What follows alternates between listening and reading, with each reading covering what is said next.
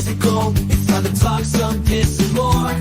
We gonna talk about it all. DVD, CD, UHD, VHS, books, blu-ray. Who knows, maybe you'll even see the laser disc today. Let's get physical. We wanna talk some physical media. Movies and TV, music and more.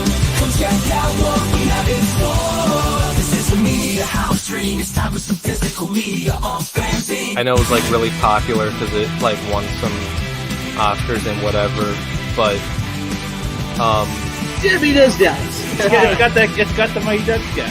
Got that guy. No! Yes, but no! He's not the Mighty Ducks guy! It's Emilio Estevez! For the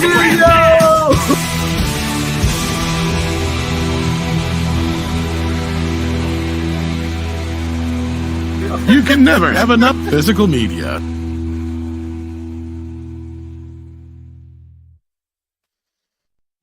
So true.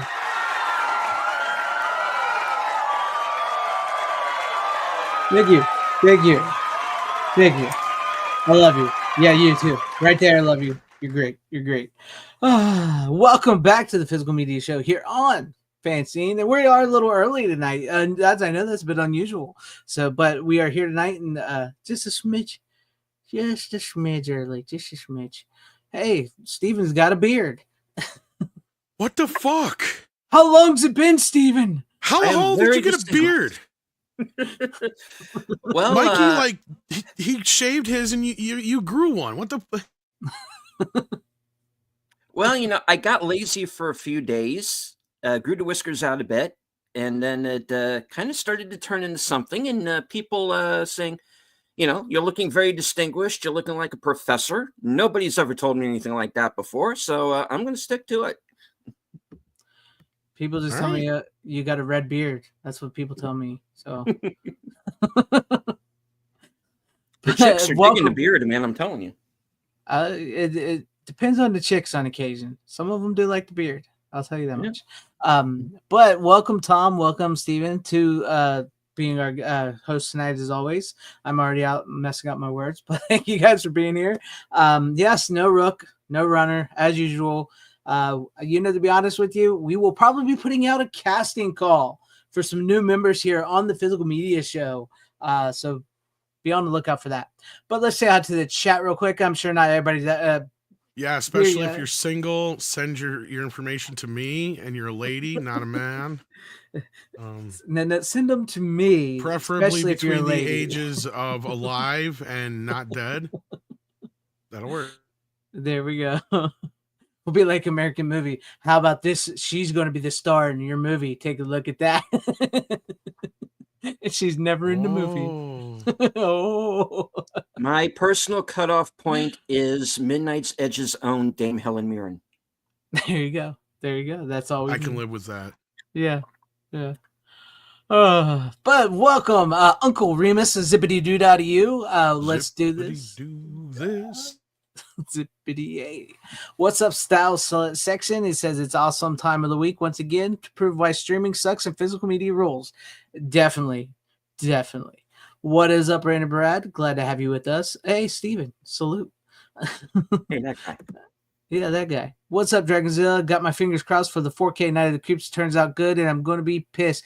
Now, I was hearing that the only one in 4K is the director's cut. The original theatrical cut will not be in 4K on that one.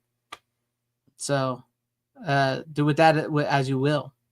And that's, of course, is coming from Ship Factory. What is up, Brian Barth? Hell to you. Glad to have you with us. Ace Hanlon. Ola. Glad to have you with us. Hell to you, Vino Bite. Glad to see you out in the chat. Depends on who you're going down on. Okay. What's up? Oh, it's this is a sausage. This is a sausage fest. I'm willing to bet that. Yeah, so that's what we're saying. We do invite women who are more than welcome here. Yes. The Night of the Creeps, by the way, it is a Columbia TriStar film, it looks like, so it's going to look great, I'm sure. So Sony will be the one doing this probably. That'd be good. I just wish we was getting both versions in 4K. What's the difference between the theatrical and director's cut, other than 2 minutes from what I can see here? The ending is different. And is it? That's where it's mostly different, is the ending. Like, there's two completely different endings. If anybody, yeah, if you want to be spoiled, I can tell you the differences. Yeah, it's not a big deal. I've never seen them before, but well, then I don't. At least I don't think maybe I have. I don't remember. I've got the old Shout Factory Blu-ray here. I have never opened, but from what I prefer the theatrical cut ending. I do, but the director's cut ending isn't bad either. So, okay. It's just a few, yeah. That's the like real big differences, and I think what the big differences is like the opening is a little longer and the ending is different. Is what's different in the director's cut. It's the one the director prefers. So, right, yeah. So, all right, and he did do Monster Squad. So, what's up, Anthony Draven? Glad to have you with us. Make sure I got everybody else here. Avoid King, what is up? Tom, why no reference Iron Maiden Number of the Beast for the Midnight's Edge After Dark? Oh, yeah, that's right. You guys have the number 666 today on your show. For Midnight's Edge in the morning, not after that's dark. Correct. Yes. But welcome, everybody. Make sure you guys share out the link and subscribe to everybody here. And let's have a good time tonight. So what do we got for the upcoming releases? Not a whole lot. We got, let's see here, some Criterion announcements though. Nothing real exciting to get too excited about, I guess. Chungking Express, Nora, Ugetsu, Basqua, Some Like It Hot, which already has a 4K for Kino. Mm-hmm. Jean Florette, Man in something Spring. I don't know. Man in Spring, yeah. That's French film. Yeah. That. So it's bougie. Yeah. Bourgeois. And then Forbidden Kingdom is getting a 4K Steelbook from Lionsgate. Other than that, there was some announcements from where was it? Said it earlier and then I forgot what it was anyway. Kino. No, Kino. We got Black Sheep, but we already knew about that one. Best Little Whorehouse in Texas. Best Little Whorehouse in Texas. That was. I think that was it. Yeah, like you said. Yeah. Umbrella had some. Oh yeah, Umbrella. Severance, with Christopher Smith, I guess, and then Creep. Lars and the Real Girl. That's like the only one I'd ever really heard of. Metal Skin, and Hounds of Love coming from Umbrella. That's pretty much the big stuff there. We did get a look supposedly at the steelbook of Dirty Harry and oh yeah, Pale Rider. Pale Rider is just the poster, but let me see if I can find the Dirty Harry one here. That one looks a little different from my memory. Yeah, not too bad looking. Yeah, not too bad. I heard about these. Let's see. Yeah, not too bad looking. Not bad. I can dig it. Looking forward to those. And Bill Hunt, I believe, was putting it out there that if Dirty Harry does well, then most likely the sequels will be picked up by somebody. Or if not, put out by probably Warner, one of the two, I'd imagine. Yeah. I got to imagine those are just as big as sellers as the Nightmare on Elm Street films would be. So. Yeah, you would think so. I know a lot of people have griped for years that it's been tough to find a full box set because they only did a full box set once. Otherwise, you only usually get like 4 of the films, and it doesn't come with Deadpool for some reason usually. Yeah, that's always left out, ain't it? I don't know why either. I don't understand that. That's weird. DJ Grave Mix. I don't think it's Severance Apple TV series. I think it's the movie Severance. Yeah. And yeah, Scanners. And it looks like an older movie. Yeah. Oh yeah, Scanners from Second Sight. But we may have brought that up last week, I thought. Maybe. There was another one of his movies too that came along with that. Which is interesting because Criterion put out the original Scanners release. So I think I have one of them. I don't know who did it, but yeah. Yeah. Excuse me. That was pretty much it. Yeah, that's pretty much it. It's not, I wish it was a little more exciting, but that's it. No, not really. Nothing real exciting that we didn't already kind of know about that just wasn't either getting confirmed or what have you. So yeah. We'll have to see what comes next. All right. Well, since we got with that, we'll start with Steven since he's the new guy here today. What do you got, Steven, for your first pick? Yeah, act young. Act young. Act like you've never seen a movie before. I don't know what this movie is. I got this out of the bargain bin at I saw it on Walmart, I Netflix. saw it on the Netflix. and I've never heard of it, but Jim Varney is in it, and I've heard What? he's kind of funny. Maybe. I didn't think Hey, the movie Vern, was that funny. what No, is it? I'm sorry. Okay, no. Okay, now you went too rookie. You never go full rookie. Oh no, I've gone full rookie. No, I think no. Can't If he done. went full rookie, he would have been like, I got this movie with this guy named Jim Varney. I think he played some character before, like what was it, like Earl or something like that. Yeah. Anyway, you guys probably know him as that, but yeah, and that's the way he would have started it. Yeah. All right. Uh, Well, earlier this evening, I subjected myself to the latest Pooniverse movie, Peter Pan Neverland Nightmare, and more on that later. Trust me. So I picked out a better movie, and and this is a movie called Session 9. oh, And I've heard of it, never seen it though. Yes, it's directed by Brad Anderson with David Caruso, Peter Mullen, among others. And it is about a group of men who are cleaning the asbestos out of an abandoned insane asylum. And some spooky stuff begins to happen.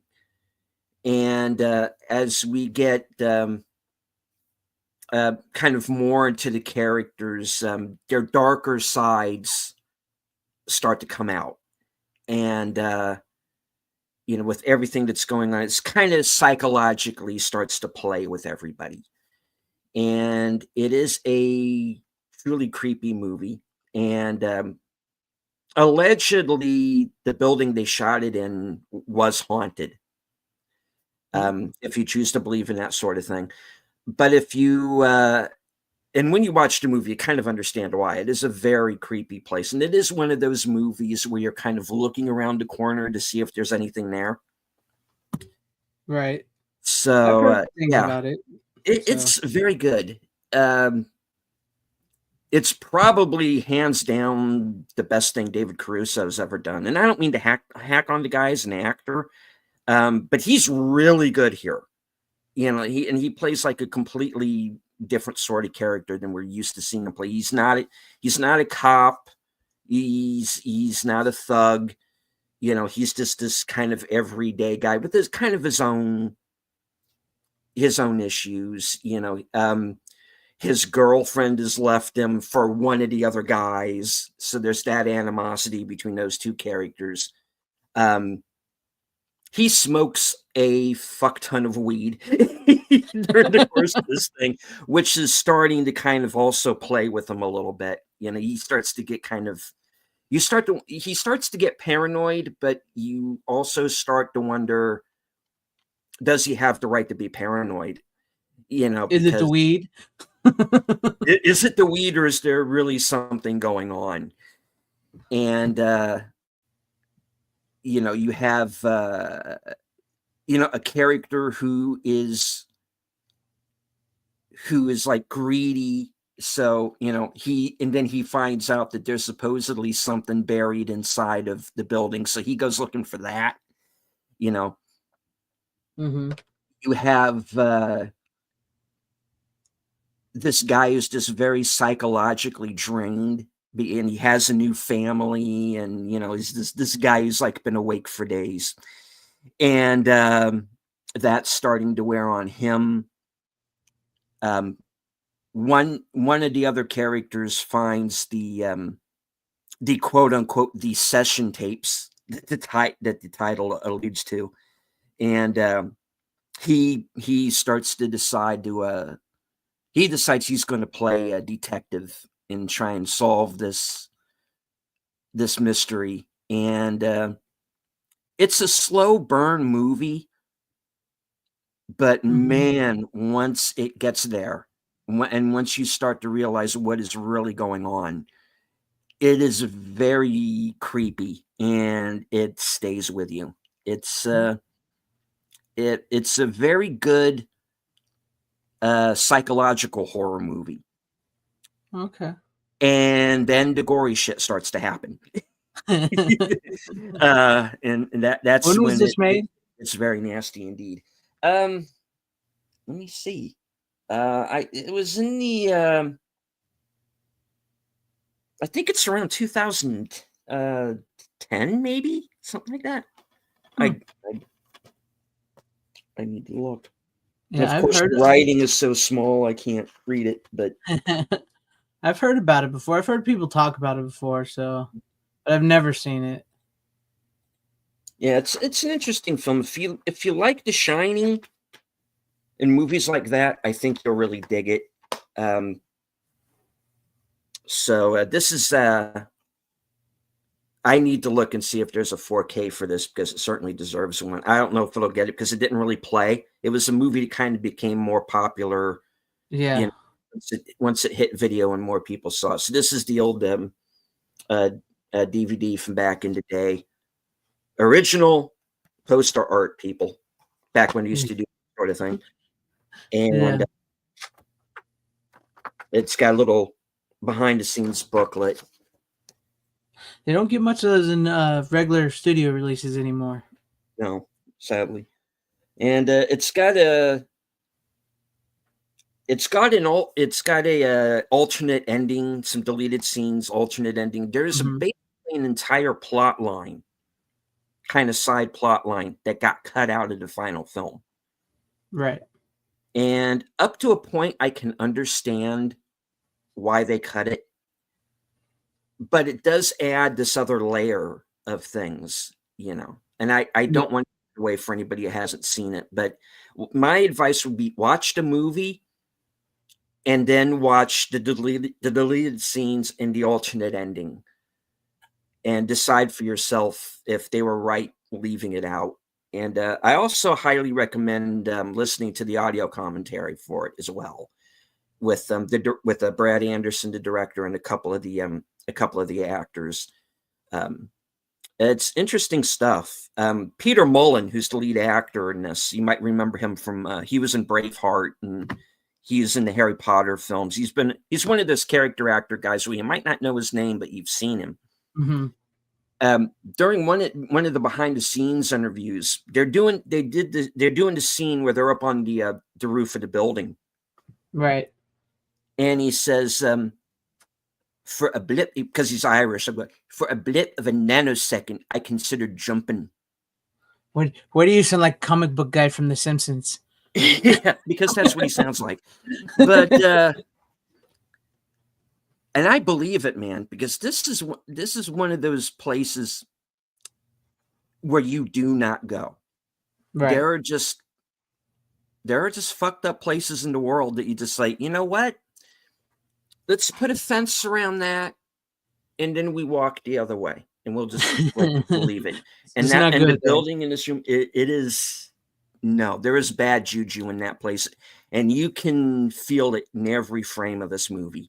It's almost like whatever is inside this place is infecting the film, and it's creepy. Not very many people have seen it. I very highly recommend it. So if you can find it, check out Session 9. Yeah, I have not seen it, but I've heard things about it. Maybe David Caruso would have been a bigger star if he stayed on NYPD Blue. I know he was one of those people that like his star rose pretty quick when that show became popular, and he was like, I need to get out of this so I can do movies. And then he didn't do anything. So yeah, so he jumped the gun. Yeah, I think he may have jumped the gun a little bit. So I don't know. Yeah. But great first pick there. I wish I could talk about it, but I've not seen it. And this is what you do, Steven. You always bring on movies I've never seen. So I wish I could have a little more conversation with you about them. But that's why you're here. You're bringing new stuff to us and the audience out there. So good first pick there. Tom, if you're ready, we'll move on to you for your first pick, if you're ready. As I'll ever be. Now, this is one you talked about a few weeks ago, but I have the old version plus the steelbook I've never opened of Little Monsters, a Howie Mandel and Fred Savage movie that said you talked about not too long ago, but Yeah. I thought I'd give it another whirl. I mean, I watched it not too long ago when it first came out on disc, but no, it still holds up all right. It's fun for kids movie, a little dark for the time as it were, but I mean, yeah, it has some moments where it's just kind of like, Yeah. what, Cause but I remember, for the makeup effects and all that kind of stuff are pretty damn good for the time. yeah, and I know Howie Mandel got tricked, so he didn't expect it because he had OCD bad back then, and he didn't know he was going to be in all that makeup. No, but I remember as a kid when I watched it, it did scare me a little bit, and I could not sleep. This movie and A Cat's Eye really messed me up as a kid because one, I couldn't sleep with the lights off when I was a kid after seeing this movie because I thought the monsters was going to come out from under my bed. And Cat's Eye, I kept thinking that damn troll was going to cut my toe open. So, but no, you're right. After rewatching it when it came out and everything, it does have some parts where you're just like, okay, and then other parts is funny. The scan on that though is not so good. Not so good. Yeah, no, they definitely should go back and give this a 4K scan. It definitely deserves it. So especially considering all the special effects and whatnot. And I mean, it's a bit of a cult classic. I would imagine eventually they'll get around to it. I hope so. Because that one does need a new scan. Lionsgate isn't too bad on their 4K scans for the most part. So, but yeah, I mean, I would assume the one on the. I know you haven't opened it, but I would assume the disc in the steelbook is the same as that because I know the disc. As far as I know, yeah, they're the same. They're the same disc. And same thing with like Maximum Overdrive. Yeah, Maximum Overdrive. And like even the special features and the pictures on the back are exactly the same. So yeah. I mean, it's a fun movie. It's got both the Savages in it, so that was always in. And it also has the meta bit about. Daniel Stern playing Fred Savage's dad, which is funny. That is funny because you don't think about that at first, and then like you hear his voice, and you're like, oh shit, yeah, he did do Wonder Years. He was also Fred Savage. Right. Exactly. Yeah, so it's a good one. I mean, and what's his name from The Burbs plays the one bad guy, and he's creepy. And then like the main bad guy is like really creepy for a kids movie. Like it gets intense a little bit, I would assume. Oh yeah, and I never really realized that it was what's his face playing the main bad guy. Shit, the kid from Career Opportunities and The Doors. I just forgot his name. Oh yeah. Frank Whaley. Oh, Frank Whaley. Yeah, that's it. Yeah, Frank Whaley. Yeah. Yeah. Yeah. I was like, I'm watching it this time. Like, is that Frank Whaley? Kind of looks like him, but it doesn't really sound like him. So they must have done something to his voice or whatever, maybe, or just the way he was acting, because he was like trying to act like like a little kid or something like that. Yeah. Debbie Does Dallas is the only one I think that doesn't have a HD release, nor does I think Deep Throat either, which is kind of ironic. Like two of the most popular. Neither one of them. Yeah. Well, and I still think to this day, Deep Throat's the highest grossing porn film, if I'm not mistaken, because they stopped releasing them in theaters sometime in the probably late 80s, early 90s, but yeah. Yeah. But anyhow, it's a good film. It's got a lot of special features on it. I don't think I've ever actually watched the special features, though. I think I watched them, but I can't. And like I said, I know the one is Howie Mandel talking about how the makeup drove him crazy because he felt like. Go ahead. I was gonna say, I thought I saw him on another interview where he said he knew he was going to be in the makeup, and that was kind of like one of his tests. Maybe that's what it was. In therapy or something like that. But this was on I think a talk show or something like that he had said that. So it's hard to say. But he didn't really make many movies or any movies after this. So that kind of tells you this kind of turned him off of making movies. Messed him up a little bit. It didn't help that every one of his film attempts failed. I mean, speaking of his other big movie, Walk Like a Man has one of the most crappy releases ever. So I know. I was just thinking about that movie. Did that get a Blu-ray or just DVD? Just a stupid ass DVD that's off like a Laserdisc rip. Oh God, I hate when the TV version or cable version because it's like cropped off and everything, modified for your television. Oh, that's horrible. and it looks like really maybe a step above VHS. So it's That's like, yeah, it's real crap. It's an MOD disc on top of it. Oh, yeah, that means they ain't gonna. That's probably. That's the thing, and Amazon owns the rights to it now. I mean, it's an MGM film. Well, hopefully they'll get something I done just with don't that. know if there's really much of a demand for it. Most people don't even know it exists. Exactly. I Like, used to. You go ahead. I was gonna say, like, not only that, depending on where you're from, it's called either Walk Like a Man or Bobo. So yeah. Yeah, I remember Walk Like a Man because I used to watch that and the movie with Bronson Pinchot and Dan from Night Court. Second Sight. Second Sight. Yeah. I used to watch them two movies all the time, and I would get them mixed up at times because I watched them so much as a kid. Because they were always on TV, like always playing back to back on TV here where I lived, and it's just like so I watched them repeatedly. Well, and it's funny that Walk Like a Man is so kind of obscure because it actually has a fairly decent cast. I mean, you got Christopher Lloyd, you got Colleen Camp, you got Cloris Leachman, Amy Steele is in it as well. I mean, Howie Mandel, obviously, doing a Howie Man. I mean, for those who don't know what the hell we're even talking about, Walk Like a Man is actually he's a boy. He's lost as a baby in the woods, and he's raised by wolves. And then, of course, he's found just before his brother is about to get the family fortune willed over to him because they couldn't find the older brother. Well, so you could kind of imagine how it goes from there. There's actually somebody did a scan of the trailer, which is kind of sad because you can see the trailer looking better than the movie ever did. I know, it's so sad. I Oh, people like us would appreciate a good Blu-ray of that movie. And like you said, there may not be much of a demand for it, but we would buy it. We would. Yeah, I mean, it seems like one that's right up like Kino's alley or something. You know what I mean? They don't have to do anything that special for it. Just put the damn thing out on disc. I mean, like, the Kino put a out decent transfer. So come on, give us that. I mean, yeah. I mean, there's some movies that they've got out that are just like, what the fuck? But like, yeah. No, go ahead. No, I'm just saying, like, I can see it selling okay, at least, I would think. I think it would do good. I mean, especially if he promoted it a little bit, Maybe not a 4K, but no, Blu-ray would be fine. Even a Blu-ray would be enough. It'd be nice. Yeah. I'd buy that and add in Hot to Trot. Yes. Shit, yes. What the fuck is it with you, Warner Brothers, and not putting that movie out ever?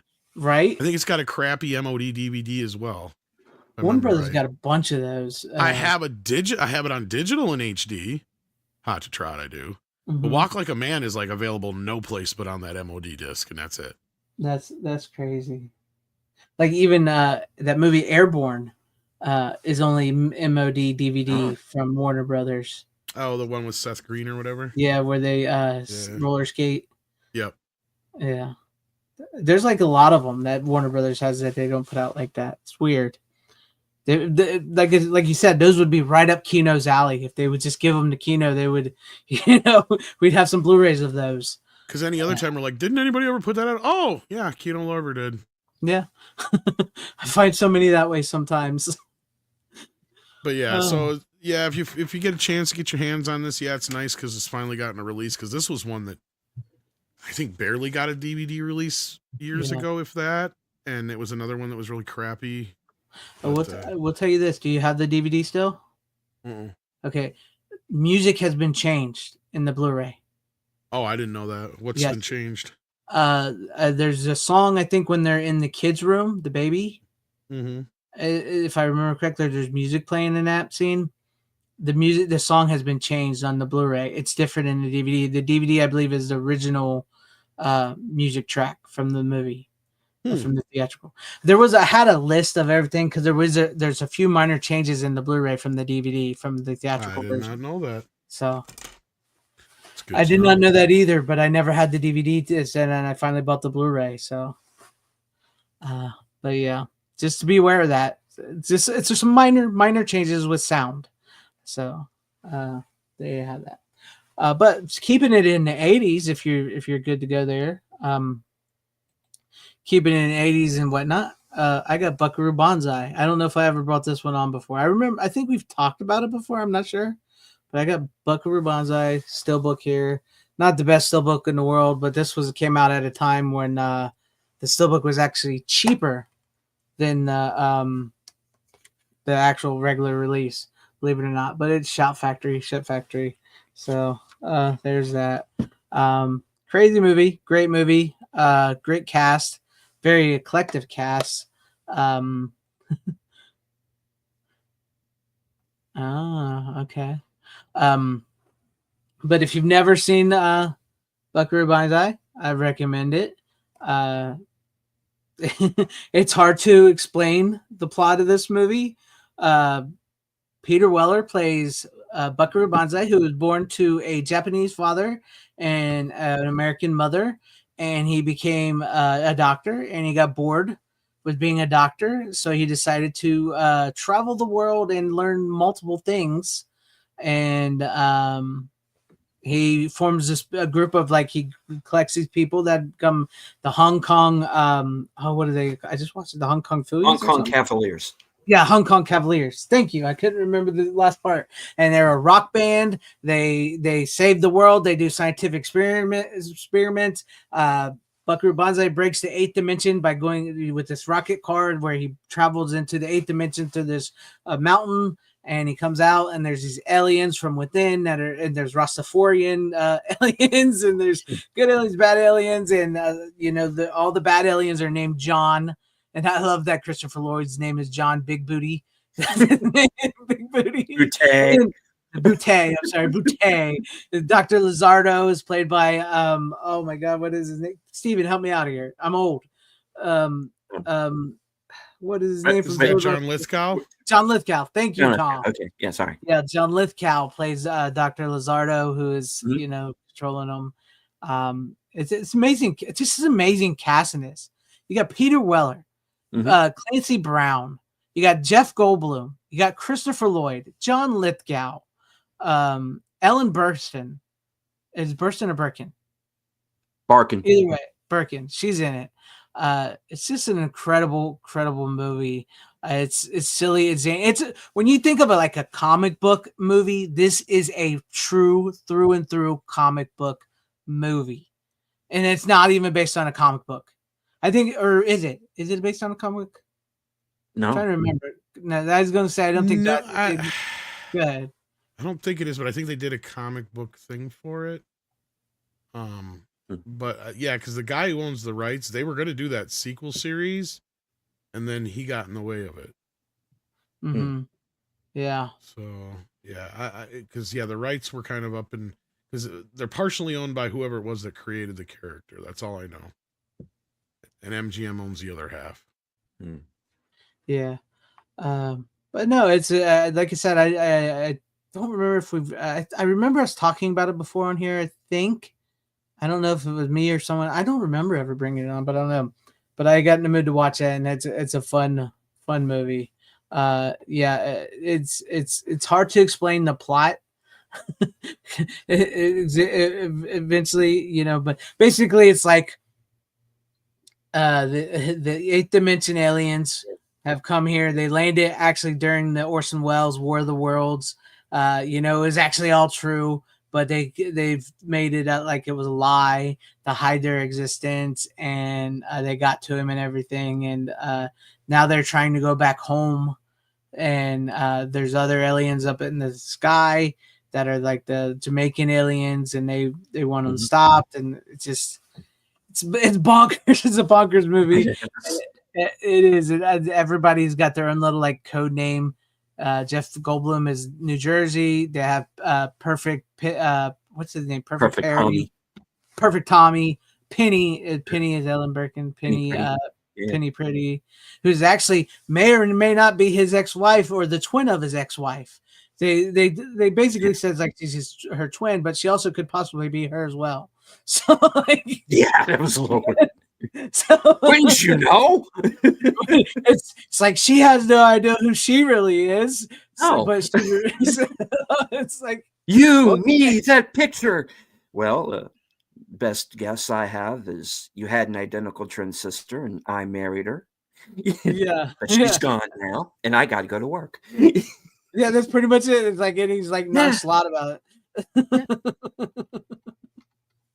It's just insane. It's insane. But no, it's great. And Dan Hedaya, I forgot is in it. He's one of the aliens. Yeah, it's a great cast. It's just like a through and through comic book movie. Everybody is somebody. Even little Nick Murtaugh is in it from Lethal Weapon. Oh yeah, yeah. Little kid, yeah. Pilot, yeah. Yes. That's not a real gun, is it, son? Blam!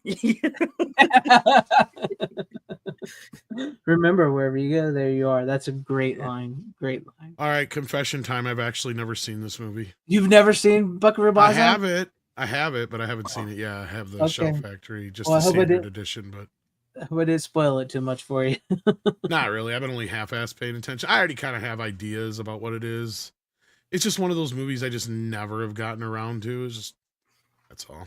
I get you. It happens. Fair enough. It's a weird movie, man. It's a weird movie, but it's a fun movie. It's pure 80s.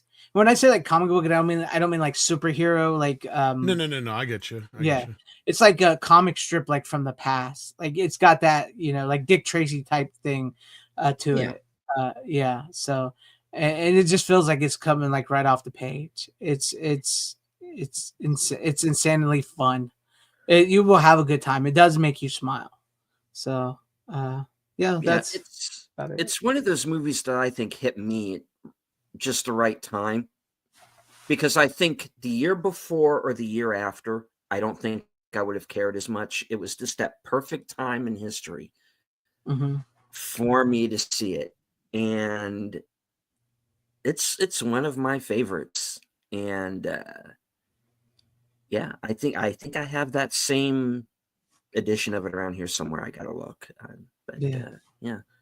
So anybody who has not seen Buckaroo Banzai, man, get on it. Yeah, I just noticed that I've always thought of it. He's wearing Pee Wee Herman's suit. By the way, yes, yeah, he is. So no, he's just like, he's supposed to be like the coolest of cool, the smartest of smart, the baddest of bad guy, not like baddest bad guys, like the baddest ass of baddest asses. Even though honestly, most of his team does the work. To be honest with you, most of his team are like the heroes. Yeah, they are. Till the end of the movie, without giving too much away.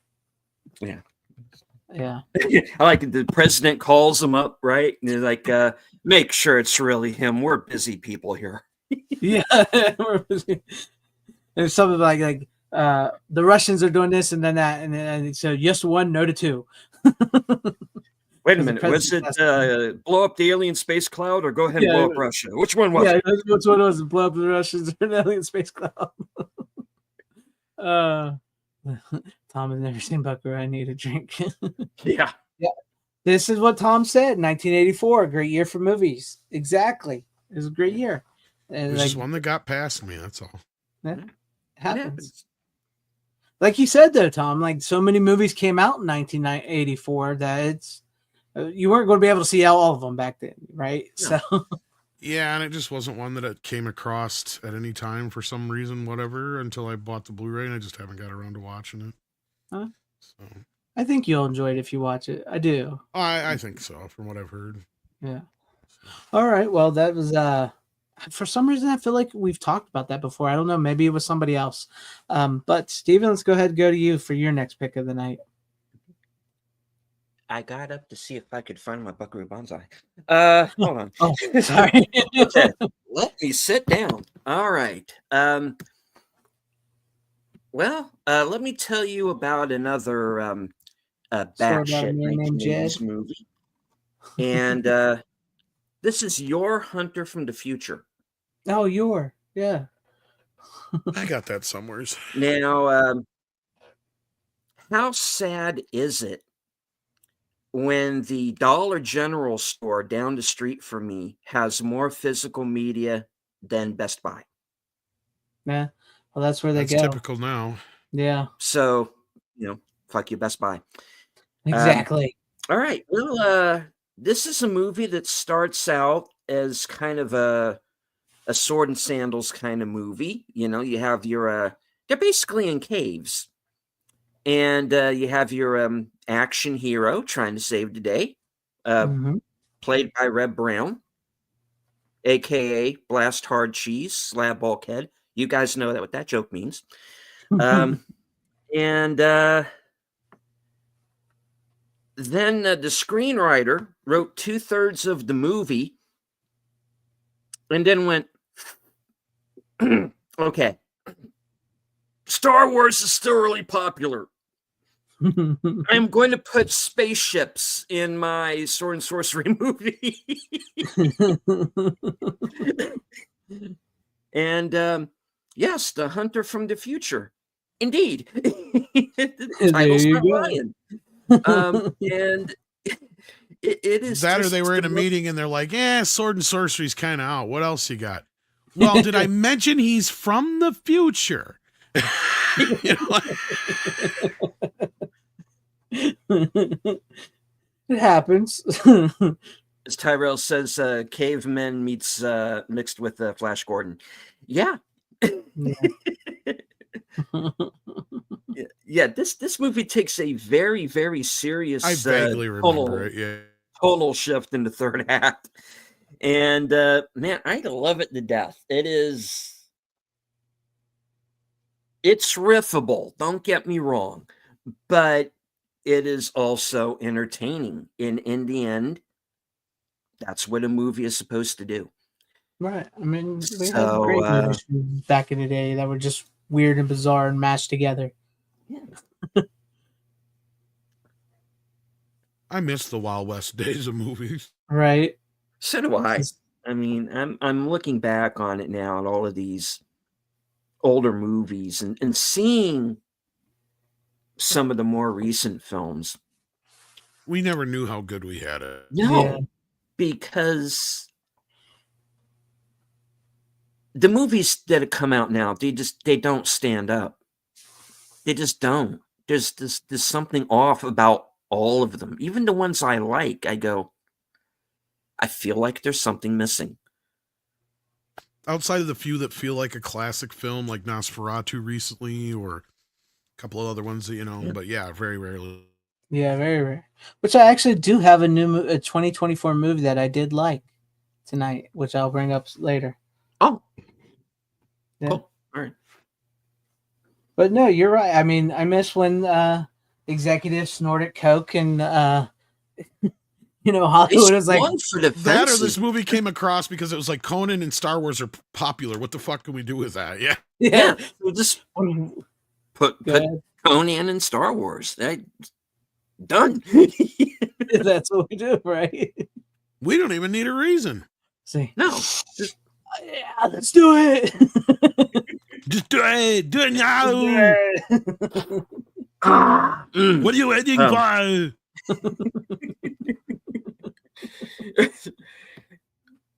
You know, if I were that kind of guy, I would just like do a line right off of the box. I'm sure Just they get it did a over line with. right off her ass. All right, let's watch this bitch. Let's watch it. You know what this movie really needs? Spaceships and a fucking giant sword. Let's go. I'll buy that for $1. Exactly. Got space chicks with space boobs. We're in. Exactly. I mean, Roger Corman, man. That's all you need to know. That was like, That's all you had to say. that's all I had to say. Nothing more. Space chicks and space boobs. What do we do? Roger Corman, get in here. This reminds me of the thing we both posted independently, but it was like Oh yeah, the Butthead thing, the Criterion Collection. Because I tagged them in it, and I'm like, hear me out. It was great. I Beavis saw would that. come in. He could be like, "Where's the ones with all the fire in them?" Yeah. Fahrenheit 451. Yeah, this one sounds promising. Yeah. I love that. I was like, that's actual image of me. It's like Towering inferno, fire. Yeah. Not that one, dumbass. This one. Row me. Oh, we get to see our boobs. Exactly. Look at this movie. It's called Motorboat. Boing. This one's called Motorboat. That sounds promising. It's good. But you want to talk about it? Excuse me, where are the ones with the French chicks? Is there a hole in the wall where you Yeah, you're supposed to have all that fancy French stuff here.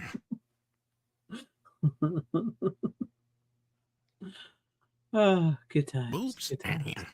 Yeah. Sorry, Steven. You're No, that's fine. You know, it is like an Italian-made film on top of it. So you got that whole thing on top of it, where the director is listed as Anthony M. Dawson. Oh shit! Not his name. Bless you. But it works for American audiences, I guess. Look, just say your name is Antonio Margheriti and get it the fuck over with. It's okay. No, I'll watch the movie if it's interesting. That's a mouthful. They can't say that director's name. It's a mouthful. It's got to be less. It's the American people. They can't understand it. But yeah, I mean, like I said, look, it's silly, it's riffable, but it is entertaining. And I tell you, I say what you want about Reb Brown. That man respects his fans. Mm-hmm. And he has not forgotten where he came from or how he got where he is and who put him there. And so I respect the hell out of that too. Yeah. So that's good. That's good. You when you know, have to do that. so yeah. So you got a movie starring a decent bloke who made a movie with clearly a bunch of cokeheads. And and if you ever wondered what Conan in a Star Wars movie would have been like, it's better than most of the Star Wars movies. So you got that going for it. There you go. Better than the sequels. For sure. All right. Yes. All right, Tom. If you're ready for yours, I know you got. Do you want to go, or do you want me to go? Since you got a little less than us. How many do you have? I have 3 left. I got 3 left technically, so we're good. Okay, I'm going. I mean, I could always grab another one too if I needed to. So yeah, last week I watched the Bad News Bears, as you remember. Mm-hmm. So this week I pulled out Breaking Training, which I actually do have the DVDs. I don't know why I didn't grab those of these two, but I got Breaking Training from Imprint. Nice. And this one isn't actually that bad of a movie. It's an alright sequel. It almost feels like it's like this is the blueprint going forward for all sequels too, because like this has a lot of what Mighty Ducks stole from. Mm-hmm. Like both, obviously. Because in this one, it's about the Bears, even though they didn't win the last time out. Obviously, spoilers for a 45-year-old movie. Yeah, if you've never seen it. Or 50-year-old movie now, sorry. Almost. Yeah, like, so this time out, though, they're headed to the Astrodome to play a Texas team in a exhibition game during in between a doubleheader. And of course, Walter Matthau, Tatum O'Neal couldn't be bothered to show the fuck back up. Yeah, they weren't. But we do get Willem Devane and I wasn't sure last week, but yes, he does play Kelly Leak's father. I couldn't remember for sure. I didn't want to misremember it because it had been a few years since I'd seen this. And I do remember seeing this one quite a bit as a kid on television, right? Like, so this one I have a few more memories of certain bits and pieces of than the original I know pretty well. But I mean, you know what I mean? Like watching this the other night, I was just like, oh God, yeah, I remember this movie now so much more than I thought I did. But yeah, so no, it's not that bad of a sequel. It's odd because it's actually directed by I'm pretty sure it's directed by the same guy who directed Ninja Turtles 2 Secret of the Ooze. Oh, nice. So like that's another thing. Because this one does kid it up a little bit more than the first film. Right. Even though they do have some of the same famous lines. It's a little bit tamer than the first movie. But also you can kind of tell it has a lot of the sequelism problems. They get like 90% of the kids back. Like the weird thing is Engelbert, the fat kid, is one of the only ones that's recast. Oh. So I have no idea why, but yeah. Otherwise, the rest of the kids, for the most part, come back. It was a pretty decent sequel overall. Not that great compared to the first movie, of course, but Mhm. you get a couple extras here. You get a director's commentary. You get a historian commentary for some reason in the theatrical trailer. So there you go. I mean, let's see what I said. I said I've seen the original. I think I've seen half of the second one, but I haven't seen any past that. But I know I get what you're saying, like like the Porky's thing too, where like each movies, like the kids slowly drift off and other cast members drift off to where it's starts focusing on others.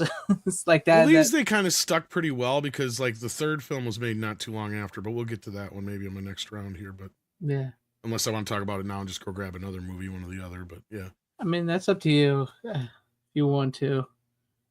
I mean we could just talk about it right now. And I can grab a different movie too. That don't matter. Go So ahead. yeah, I also have Bad News Bears Go to Japan, which is actually set up in this movie. Mm-hmm. Because Paramount was under the impression because it was because the first film, of course, was oh god, I just forgot the guy's name.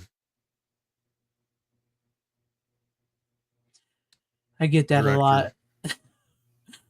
Michael Ritchie, because like There you he go. was a producer over at Paramount, even though I don't think he had much to do with this one, Mhm. but he knew they were going to keep going if they did more. So he is a part of this one now, more so as far as I could tell in the credits. But and then this one you get Tony Curtis, not Randall. Sorry, I almost said Tony Randall. Tony Curtis, which is kind of an oddball character. Mhm. He's not horrible, but it's just he's kind of shoved into the story. Like he owes people money, and he just like inserts himself as the kid's manager. It's really kind of weird. And Did then they like, explain what happened to like William Devane's character and Walter Matthau's character in this? Or just no, just they're gone now. I mean, okay, with Kelly's dad, I mean, it was kind of like one of those things. Their agreement was he was just supposed to do the one game anyway, so it wasn't Right. supposed to be an ongoing thing. And they Mhm. do mention that, you know, Buttermaker in the beginning of this one. But in this one, it just continues on. All the kids, like I said, all the kids come back pretty much, even the same Engelbert from the second one. So all that kind of stuff. But they knew they were going to keep making at least a couple more of these, and then they ended up making the TV series a couple years after this. But no, I mean, it's not the best. This is the least of the bunch. Mhm. Right. I mean, and the whole thing is like it's kind of predicated on this idea that the US is against them going in the first place. Okay. And all that kind of stuff. And then like, yeah, so then they get over there and Tony Curtis makes friends with like the coach for the Japanese team, and some of that stuff's kind of cool. And he clearly has some kind of like they don't really do a good job explaining it, but he must have been like a promoter of some type for television and stuff. Because Mhm. like that's his whole thing is he wants to get something on television, and then he can get the money that he needs to pay off the people that he owes and stuff like that. So that's kind of his plot. And then you got Kelly Leak falling in love with some Japanese girl, and you know, stuff like that. So I mean that's kind of basically the plot. There's not Mhm. much else to it other than the kids play baseball. It feels even more hollow than the second film. So I mean, clearly diminishing results at that point. But Yeah.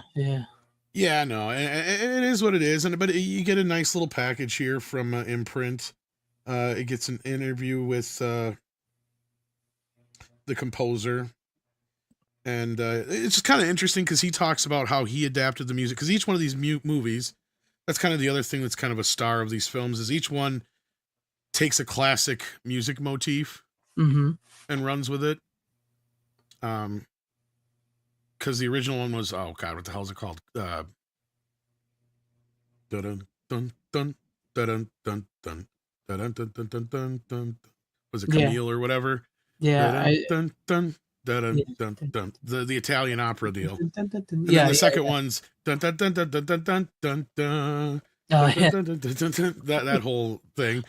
And then the third one is actually music from some Japanese film or whatever, like Mhm. or something like that they stole. So like, because the story even parallels that. So it's like, it's not horrible, but it's just kind of like, unless you really are paying attention, you wouldn't know.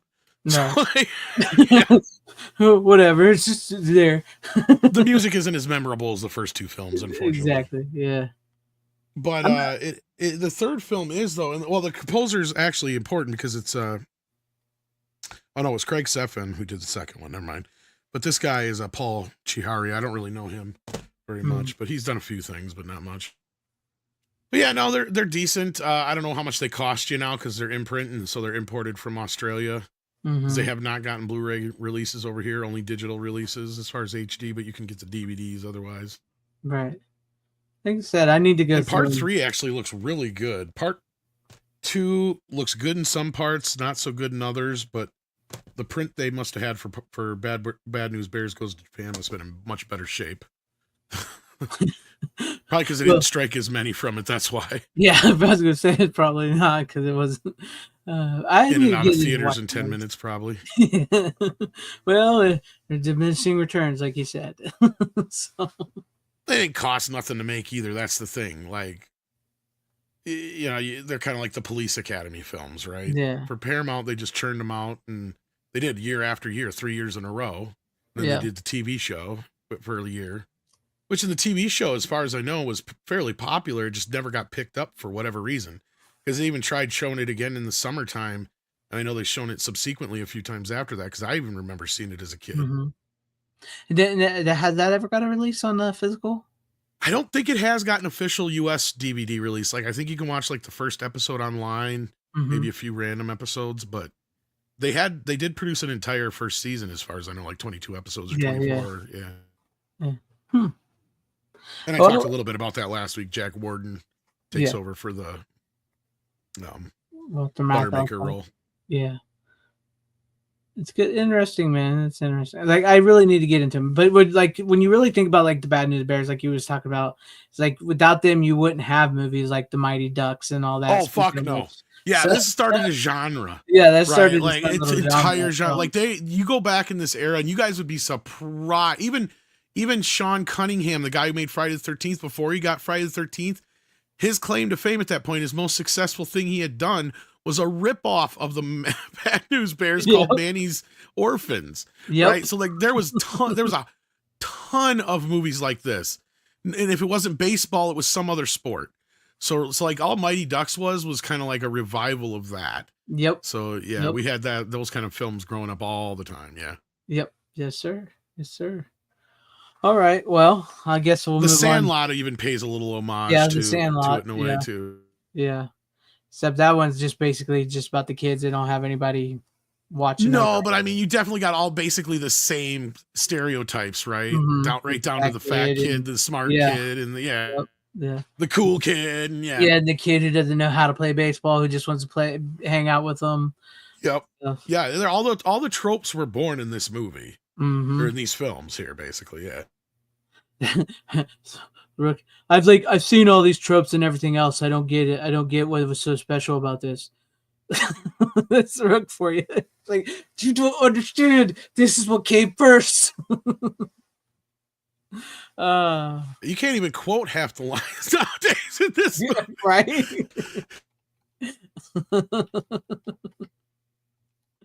Look at us, a bunch of yeah, be careful on YouTube. Something spazoids and geeks. He's a booger eating moron. That's about the only one you can say. Yeah, pretty much. Hey, movies, like we said, movies were different back then. I mean, we didn't know what we had to. And this movie actually addressed racism in the first bit too, because before the kids get Willem Devane as their coach, they have the high school coach as their coach. And he tries to, he's like, Abdul, the black kid. He's like, Abdul, why don't we just call you Andy? The kid, of course, shoots him a look, but it's like, yeah. Yeah. Cats add a lot of it to nowadays at all, definitely. And I do love that his character has got one of the better jokes in the Billy Bob Thornton one. Because in the original one, he has the number because of, what's his face? He's got 42 or whatever. Shit. The baseball player. I know you're talking about. They made Chadwick Boseman played him in a movie. Jackie Robinson. Jackie Robinson, yes. So like in the first movie, he's got that, and then he has I can't remember because he's got 52 or whatever on in the newer one, and he starts rambling off. He's like, "Oh, Satchel Paige." He's like, "No, who's that?" He's like, "Oh, then you mean so and so and so and so." He names like 5 or 6 black guys, and he's like, "No, it's Mark McGuire." Nice little twist. I like that. Mark McGuire, but he's not a colored. So he's the best baseball player there is, he said. Of course, this was before we knew, but yeah. Yeah, at the time. It was a great joke. Because I mean, that's kind of the reversal of the comment, right? Like it's even that's what I say. I don't know if you've ever seen it, Steven, but Greg has never seen the remake. No, I've and never I said seen it's the remake. one of those remakes that actually nails it. And it manages to update it without destroying what the original film was all about. Mm-hmm. And it just because I think it got never lucky with seen it. Billy Bob Thornton because if it wasn't for him, I don't think it would have worked. And he's a great actor. I mean, he was probably he's made for that type of stuff. So, Yeah, I know he wasn't too happy with having to do it, but yeah, I'm sure he's the only reason they didn't do sequels, to be honest, because I know it did pretty well at the box office. So probably, like you said, I did hear an interview where he was kind of getting tired of playing the bad Santa guy over and over. So that's just like another version of it a little bit. All right. It didn't do the greatest at the box office, but I think it did well on video. That was the whole thing. Yeah. Did all right. It did 32, 33, 34 million, somewhere in there. It's not bad. I mean, it's funny though when we think about that. Like we talk about those movies, it did 34, 30 million. That's not bad. But nowadays, it's like if it makes that much money, nope, because the budgets are so high on everything, even like little comedies. It's insane. But Brian Barth wants to know, Tom, I wonder why they didn't cast Burt Lancaster as a father in the Bad News Bears. I don't know. I don't know. Yeah. Is there a reason why they would? Am I missing something? The writer, his son, based the character off Burt. Oh, there you go. No. The original writer. Yeah. How old was Burt though? Then at that point, that's the thing. Because he was starting to get up there in years by that point. So I'm not saying he couldn't have done it. I mean, he was still, physically still very much with it. But I don't know. I can't really see him in the film. Yeah.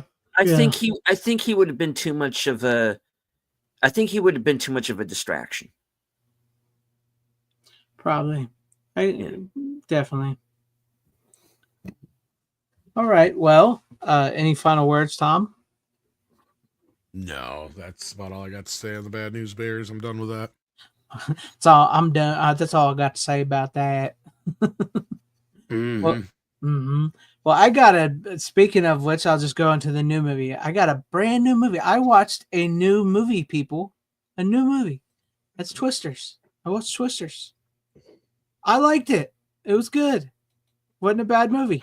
Twisters. It wasn't that bad. It wasn't that bad. It's so I was surprised that it was actually a pretty good movie. Here we go, Frank Marshall. Told you it's a good movie. you did, and it is. I can't wait. Twisters with an E is a 3 is an E. It's gonna be awesome. Probably coming, right? Fuck yes, it's gonna knock your goddamn house down. I love it. No, I was pleasantly surprised of this movie. It does feel like a classic, sort of Hollywood-esque movies from the 90s. To be honest with you, it's almost like they really do kill off the DEI right in the beginning of the movie. Spoilers. They kind of do right in the beginning of the movie. It's like there's not a one white dude with them. She's got all like these people, and they're all unqualified, and they all die, but her and another guy, this guy here on the cover. Yeah. Like these two here were the only two qualified doing their jobs in the beginning of the movie. The other DEI hires were gone. So then along comes Glenn Powell, and he's like, yeah, he brings that testosterone, like, hell yeah, power to the movie, like old school that you don't see anymore, really. And but no, I was surprised about how good it was, especially because I do like the first movie.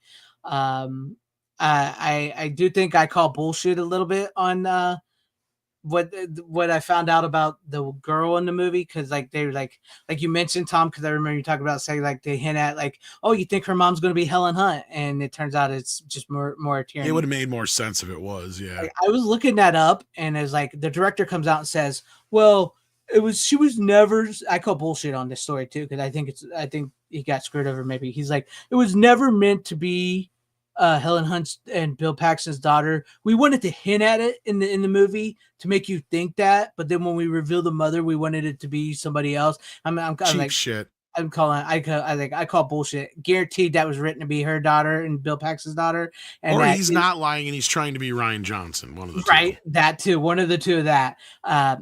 Either Helen Hunt turned them down, or the studio just was like, nah. That I can believe. Helen Hunt probably turned him down. I can't believe Helen Hunt turned them down. So I can believe that. And I believe so. I figured they just kind of like, well, what do we do now? Well, we'll just pretend that she was never supposed to be her daughter. And Considering they got Bill's kid in the movie, for fuck's sake, yeah, right, exactly. No, but it's a good movie, and Glenn Powell does a hell of a job. Daisy Edgar Jones does a hell of a job. I was surprised at it. I do agree with you. Call me old fashioned. I'm not a shipper, but damn it, they should have kissed at the end of the movie. I'm sorry, they should have kissed at the end of the movie. Spoilers for anybody. I know they did film it, but they don't use it in the movie.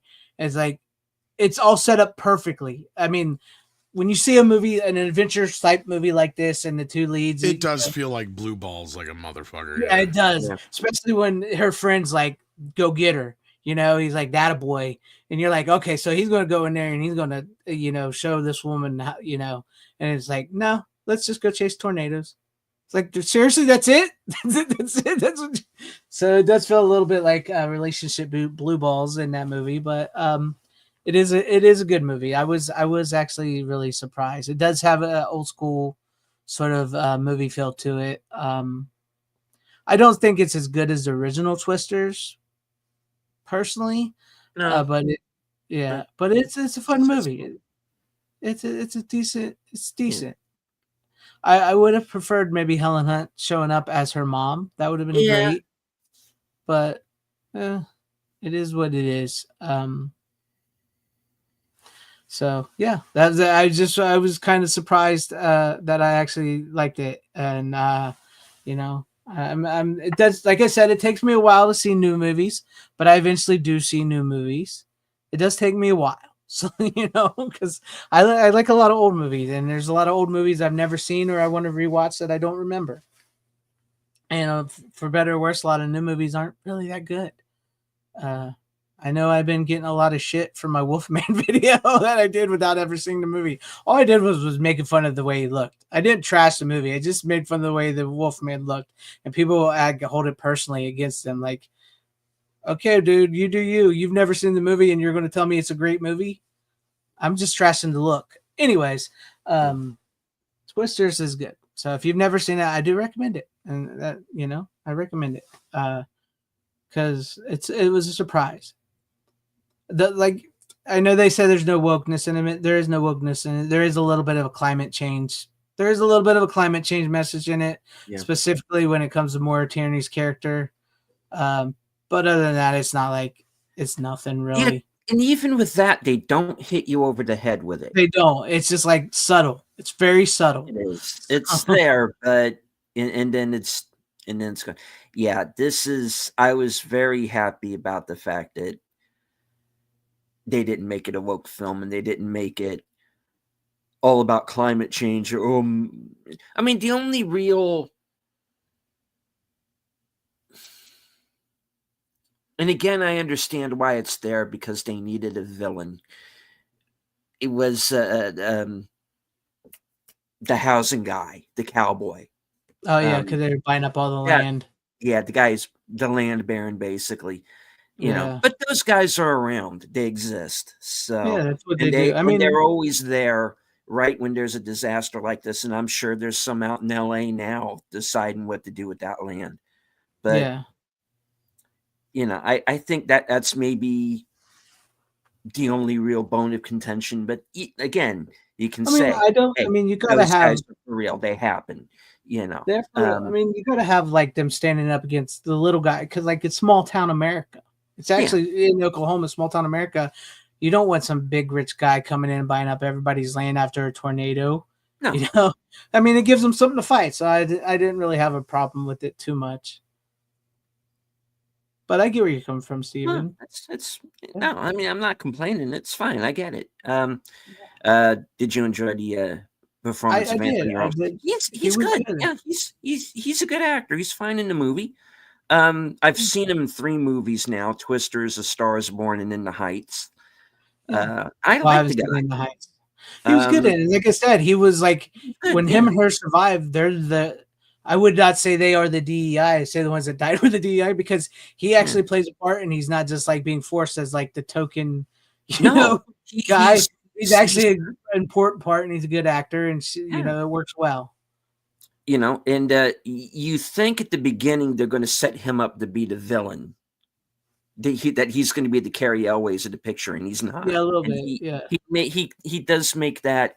He has an opportunity there because he's essentially working for the land baron, however indirectly. But you know, he has a choice to make, and he makes the right one in the end. So yeah, the guy that's playing Superman is basically the Carrie Elves. Yeah, he's the rat. It takes a while, but like he kind of just like they like just brush him off to the side. Literally, yeah. Literally, it's like that's it. So you don't even really know what happened. Yeah. And then he was never seen again. You don't know what happened to him. You don't know if he died or what. They just like left him on the side of the road. So I've not seen anyone but you, Glenn Powell and Sydney Sweeney. I've not seen that. I have seen like a few minutes. I've seen enough of it to figure out how that movie got made. Let's just put it that way. Possibly because the way they both look, to be honest with you. That and how one they other both thing. look in their birthday suits. Specifically one bosomed lady. I've only seen a few minutes of it. I really shouldn't judge it. I've never seen it, so I don't know. Yeah. But no, I and the 4K looks great. It's like it said on this Twister, some of it was actually shot on film, so it looks good. 4K looks great. So yeah, that's about all I got for you guys on Twisters. I was surprised. The effects are decent, so yeah, the effects were decent. It wasn't over bloated CGI like some movies. It's a twister. And if you're a country music, modern country music fan, you're going to get a lot of modern country music. Mm-hmm. So, all right. Well, there you guys have my new movie pick. So let's go to you, Stephen. What do you got? Okay. Well, I do not have a new film yet. But I do have a 2-for-1. 2-for. Yes. From Takeshi Kitano, Vic Romano to you. For those of you who have seen MXC. And this is his version of Zatoichi. The Blind Swordsman.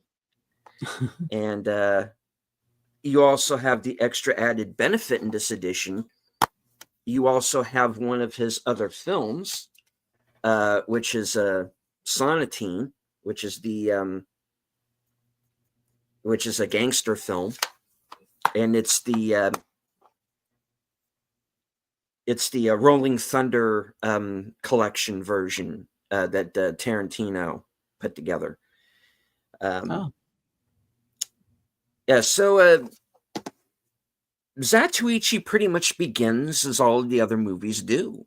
You know, he comes into town, finds that there are, triads and Yakuza kind of laying waste to the place.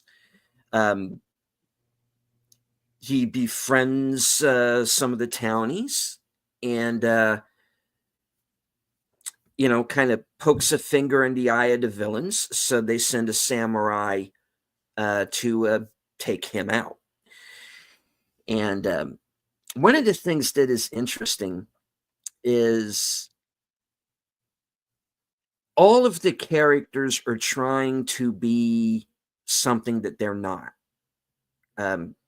much to their detriment, you know.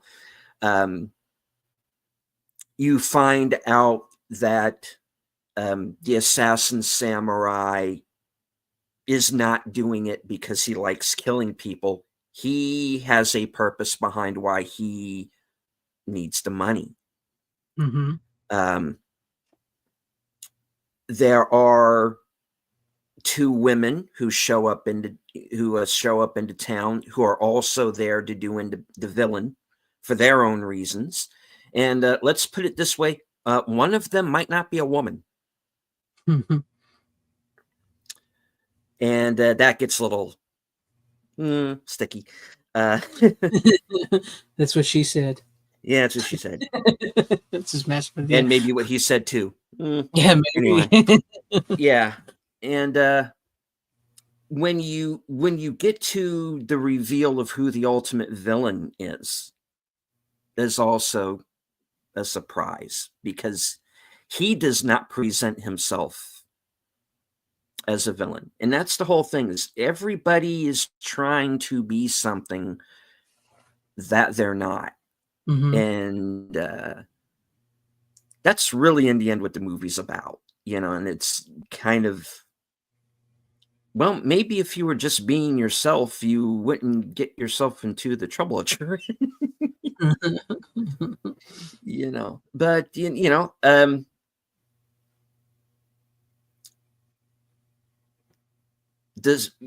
my favorite scene in the whole movie is this scene where Zatoichi meets the assassin for the first time, because they start off the movie, if not friends, at least mutually respecting one another. And that early scene that they have when they first meet is really cool. I always go back and rewind that part, because the samurai basically tests him, because they have the reveal of, you know, they think it's a cane that he's carrying around, but of course the cane's a sword. Right. So, you know, it's almost like so it's like, can't draw in here, you know, there's not enough room. You know, it's, the sword work in it is pretty cool. There's some CGI blood, and you can tell, but if you can get past that, the action is actually really good. It's a good story. It's well acted. And especially when you get to Keshi Kitano, who started out doing comedy, you know, and then of course he has Takeshi's Castle and all of that, which we got re-edited as the Extreme Elimination Challenge here, MXC. You know, then he had a stroke, and after that he started doing kind of more serious films like Fireworks, like Sonatine. He's in Battle Royale, which is basically the better version of the Hunger Games. And Fix is saying I'm fuzzy. Well, my internet is via AT&T. She's talking about your face. She's talking about your face. That, okay. Well, yeah. So that actually leads me to, again, the second feature it's on here, which is Sonatine, which is a modern day as of when they shot it, which I think was late 90s. I think it's 96, something like that. And he is Yakuza. He gets hired to do this job. Very mysterious. We don't know what it is. All he's told is band together some men you're going to go to this location and you're going to wait. Okay. And then somebody decides, yeah, you know what? We're not going to do that job anymore. Why don't you go and kill all of these guys off? So he gets set up, and he realizes that the whole thing is him and his men are getting set up to die. Right. So got to find out why, and catch up with the bad guy, and before they're all eliminated, you know, before they are most extremely eliminated. And again, an interesting movie. It's not about what you think. It's not not really about the action. It's again kind of a character study of, you know, this guy and this kind of aging mobster who, you know, everybody think is kind of past his prime, and they find out the hard way he's not.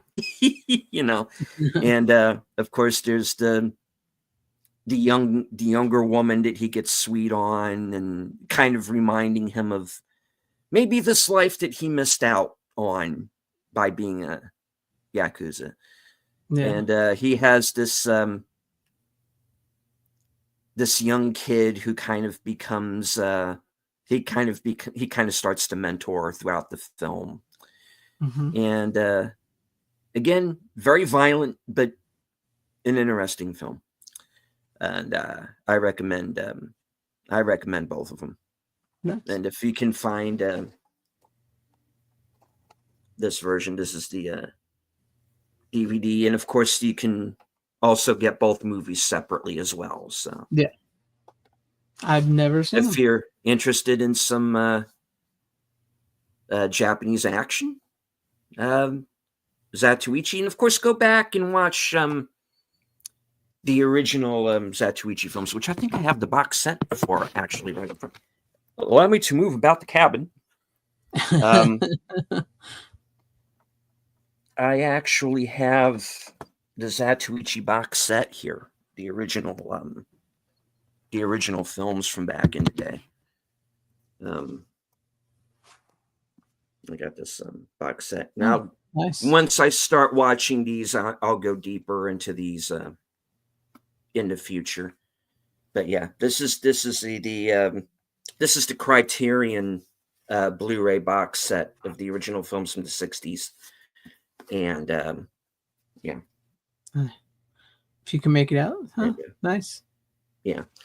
And of course, it's too shiny for 260p.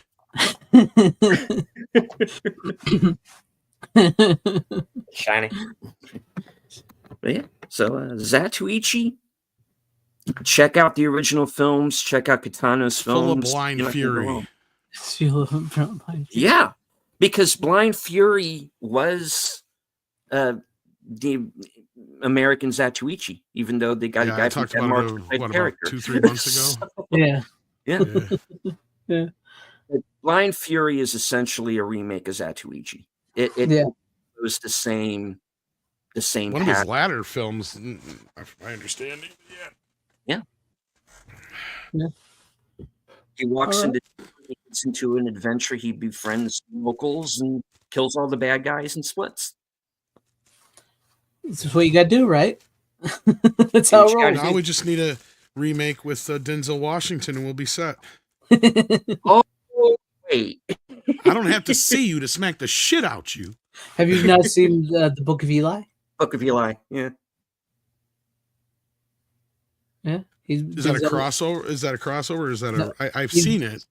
Oh, it he's doesn't blinded. have anything to do with it, though. It's based on a book, though. Yeah, I get. No, but I just saying he's blinded. Yeah. But I was like, wait a minute, is that based on fucking Zatoichi? Like, no, it ain't.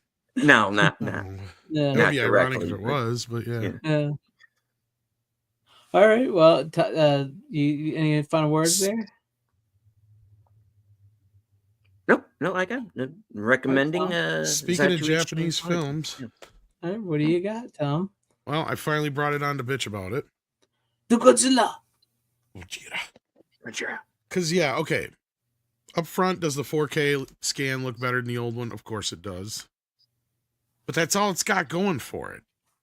There's nothing else going for this release. If you already have the Blu-ray, you already have all the extras.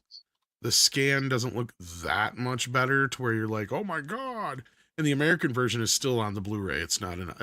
Why don't we get a 4K of the American version too? That's what pisses me off. I'm sorry. Right.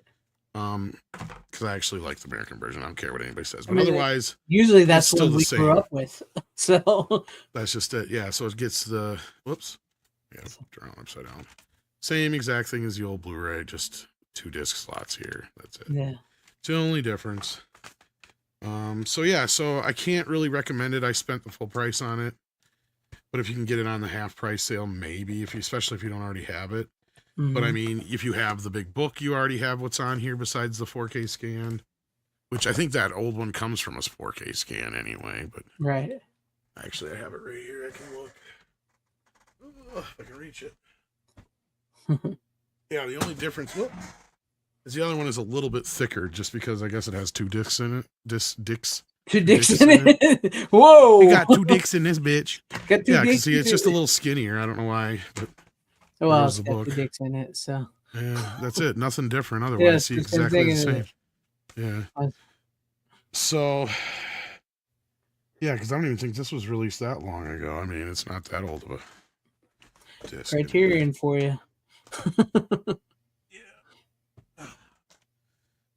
Yeah. But does the old Blu-ray have the American version on it? Yeah. But the 4K one doesn't. It has it, but it's just on the regular Blu-ray. It's just on regular Blu-ray. It's not in 4K. The Blu-ray is just the same Blu-ray you had before, so yeah. Right. Yeah. Once again, can you just sell me the 4K then? You know? I mean, I get it. They don't have, I mean, and this one is almost like, I get, yeah, it's cool to have a 4K of it, but is it even really worth it? Because they don't have the original negative anymore. Mm-hmm. Some of it even comes from 16 millimeter from my memory. So, like, yeah. But anyhow, Godzilla, I've got 2 of them now. 3 of them, actually, because I have the one in the big. The big book thing. Yeah. They put out the Showa era, right? The whole big Showa era Criterion did. Yeah, and it's the exact same disc. Yeah. No. Okay. Well, I don't. Anything else you want to say on it? Just that Criterion's getting almost as bad as Shout Factory when it comes to their releases nowadays. They are. It's like them two have reached a certain point, and now they just don't care anymore. They're like the big names, so they can do whatever they want. The same problems. Exactly. Same releases, nothing new, overpriced, extremely overpriced. Like, I love the people bitching about some of the prices. Like, have you seen what Criterion's prices usually are? Right. And why we jump on the sales? Mm-hmm. Yeah, because $30-$40 is normal for them.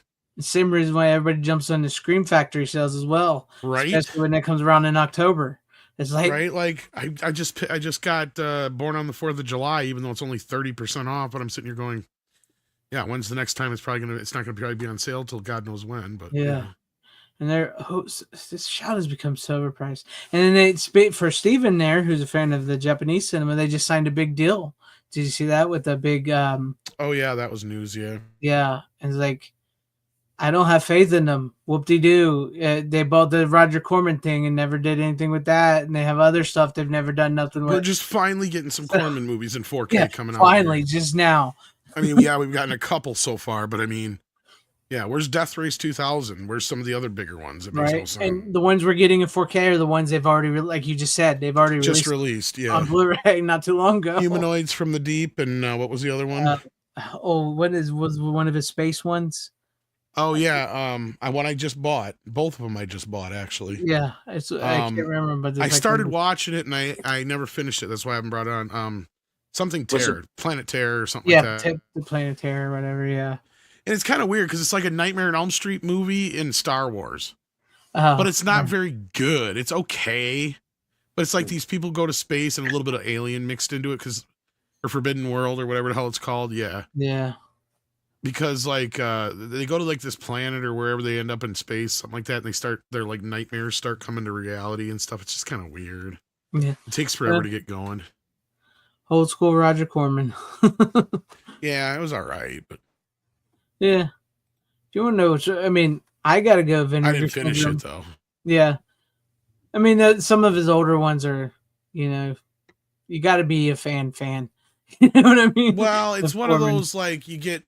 He's one of those. He'll have one that'll hit or get popular, and then he'll just milk the fuck out of it or reuse the same footage over and over and over again. And he'll remake it too, because he's like remade his movies like 3 or 4 times, the same movie, using the same script, just different actors.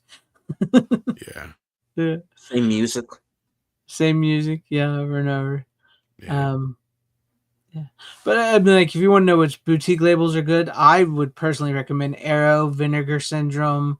What's some of the other good ones? Kino's pretty good, especially for the price anyway. Kino's like the cheapest that you can get of the boutiques. They don't always get the best scans, but yeah.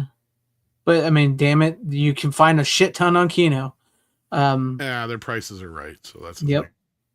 I mean, Shout used to be really good, but not so much anymore. Criterion is fallen off quite a bit. Both Shout and Criterion have fallen to the bottom fallen of my off. list. They got to be like, the cock of the walk. They're making Mill Creek look good at this point. Yeah. But no, I would definitely say Vinegar Syndrome, Arrow, Kino were probably like the when you top got Sandpiper coming in and eating a lot of Shout's lunch. Mm-hmm. And they're just taking their titles left and right. Yep. I mean, they're not really giving us much, but a lot of them have been ones that have been out of print. So people are like, thank God we finally have them. Yep, exactly. They're basically the same scans. So, mm-hmm. Joey, I don't even know if Anchor Bay technically exists anymore, do they? They got bought out by Stars. They just came back. Anchor Bay is that's back. right. I think I remember you telling me that. Yeah. They're new owners. They don't have all the back catalog that they used to have. But they're releasing new stuff and acquiring I others. got to imagine they got to start over, basically. So, basically they're starting over. So, but they're keeping it within like the cult world of films. So, so we'll see how that plays out. And Via Vision, if you ever like Via Vision, if some of those Shout factories that went out of like that's from another Australia. One, you're right. Yeah, they're from Australia. Like some of those Shout titles that went out of print that you can't find, they just re-release them. I mean, they're a little more pricey if you import them, but in some cases they're cheaper. Because they're not always the same version. Because I ran into that with Lord of Illusion. I got their version of that, and the director's cut's on a DVD. Oh yeah. But for the most part, yeah. Or was that Umbrella? I'm pretty sure Umbrella released. Or was it Umbrella? Maybe it was. I don't know. Thought it was Via Vision, but I get them both. I get them all. I got them all. Like I bought the Via Vision, the Gate 2-pack. It's just both of them are the Shout factories. Oh well, one's the Shout factory, one's the what do you call it? The Lionsgate one. Lionsgate one, yeah. The because I have their standard releases of those. Yeah. It's the exact Vestron disc and it's the exact Shout factory disc. All it's missing is their logos. Everything else is exactly the same. But okay, I mean, any other words on Godzilla? No, like I said, I just can't really recommend it unless you get it on a really good sale or you don't already have it or you're that big of a fan. Okay. So, like, I mean, the Blu-ray is decent enough considering what the movie looks like anyway. Yeah. No, Joey, Vestron, they used to be a company, and I don't know if Lionsgate just acquired their catalog or what happened there, but like, yeah, then they just refurbished the name for it's kind of like their little B-movie boutique company they have on the side now, basically. Yeah. To release their small, like even the one I showed earlier, Little Monsters was one of those. Yeah. It's like, I think they acquired any of like the Vestron, the Trimarks, not all the Trimarks, but some of the Trimarks and, certain ones like that they've acquired. Matter of fact, I think they came from the Anchor Bay catalog. I think that's where a lot of them went to with Lionsgate. All right. Well, I guess we'll go on to me. I took a trip to the 90s, keeping it sort of in the martial arts world and whatnot. I watched The Matrix, Follow the White Rabbit on 4K, which 4K looks pretty good. And also do have my old VHS of The Matrix. So I just put that on there. But yeah, I prefer that cover, the VHS cover, to the White Rabbit cover there. Yeah, I got the hankering after watching Twisters to go a little into the 90s, which will also bleed into my final pick because I went into the 90s. But I personally think The Matrix should have been a one and done movie. I'm not a fan of any of the sequels, really. The second one has some good stuff in it, but I really think The Matrix should have ended at one. 1999, that's cheating. It was still the 90s. It was still the 90s. It was a new period. But no, I got in the mood to want to watch the original Matrix. Say what you ever will about it, but it's actually a pretty darn good movie still to this day. I can't. It upsets me because I think about the sequels and like the sequels are shit. They're just sorry, they just are. They're just horrible, and I really think the movie should have been one and done. For anybody who don't know what the Matrix is Keanu Reeves plays Neo, Thomas Anderson, who's searching for the mysterious oh my god, Lawrence Fishburne's character Morpheus, searching for Morpheus, and he falls into the world of like computer hacking and everything. And it turns out the world he lives in is actually just a computer program, and he's a battery. And they pull him out of it, and they explain to him, the world we're much in the future, which is funny because like I was watching it, and he's like, Morpheus tells him, because it's been a while since I've seen this, and he's like, after the 20th century and into the 21st century is what we know is we turned on AI. And then eventually AI took over, and we don't know everything that happened, but all we know is that we were the ones that scorched the sky, because they're the ones that scorched the sky. Neo, let me tell you about the Matrix. Yes. And so we don't know what year it is. We know it's past 1999. It's like 26 something or whatever. People are being used as batteries. Have you ever seen a grown man naked? I can imagine. I'm surprised nobody has spoofed this in a movie like that. Seriously, like an airplane. I'm going to show you the Matrix, but I need you to close your eyes, and I need you to do whatever I tell you, and don't open them. What's that noise? That was not my zipper. That was the Matrix opening up. Yeah. Trinity, hold him down. Now I want to see an airplane like more like that Matrix airplane movie. Well, they already got one. It's called the Matrix Revolutions or whatever. The third, fourth one, whatever that new one reboot is. Yeah. Because let's be real, all that movie is about is some old dude who meets an old flame and he can't get it up no more, so he keeps popping blue pills. It's true. It's true. So I said it should have been a one and done movie. All the sequels suck. Should have just ended. Well, when the sad part is that fourth movie is the best of the sequels. That's the problem. Like that's bad. Yes, I get it. The second film has some moments, but yeah, the second one has some moments, but it's still a shitty movie. Moments is best. I can exactly. But no, it's a fun movie. I mean, it does what a movie should do. It entertains you, gives you cool fights, it makes you think. Because now you can look back on it, and I've noticed people this, like the Joey Pants character, people are starting to relate to him. Like, yeah, maybe I want to be plugged back into the Matrix. No shit, especially now. Anchors the movie says Gilbert Godfrey would have been. He might have been able to do it. Yeah. Neo, let me tell you about the Matrix. You're a fucking battery. Wake up. I'll teach you karate. I know kung fu. Let me show you my van. I got candy in there. Affleck. Affleck. No, I got in the mood to watch it. It's a great movie. I think most people can say that the first movie is great. Neo, let me tell you about the Aristocats. Oh man, that's great. Um, yeah. I mean, the action scenes are great, and especially like the ending though. Like, when you get to the point and you're like, he finally gets fighting, Mr. Smith, Agent Smith, and all that, and it's like that's an incredible fight, and like the moment, it's like it is like a crowd cheering moment. Even like when he's got the helicopter and he's great, twisting that cord and he's going to stop the helicopter to save Trinity. I mean, that's a great scene, and it's like a lot of it holds up to this day. It's just when a movie like that hits and they don't expect to, and it makes a lot of money. Of course, there's going to be sequels, and then they throw a bunch of money at these auteur directors who made it, and then you get Matrix 2, 3, and Revolutions. It almost makes me wonder if it wasn't for episode 1, if episode 1 had been better than it was and people loved it. Mm-hmm.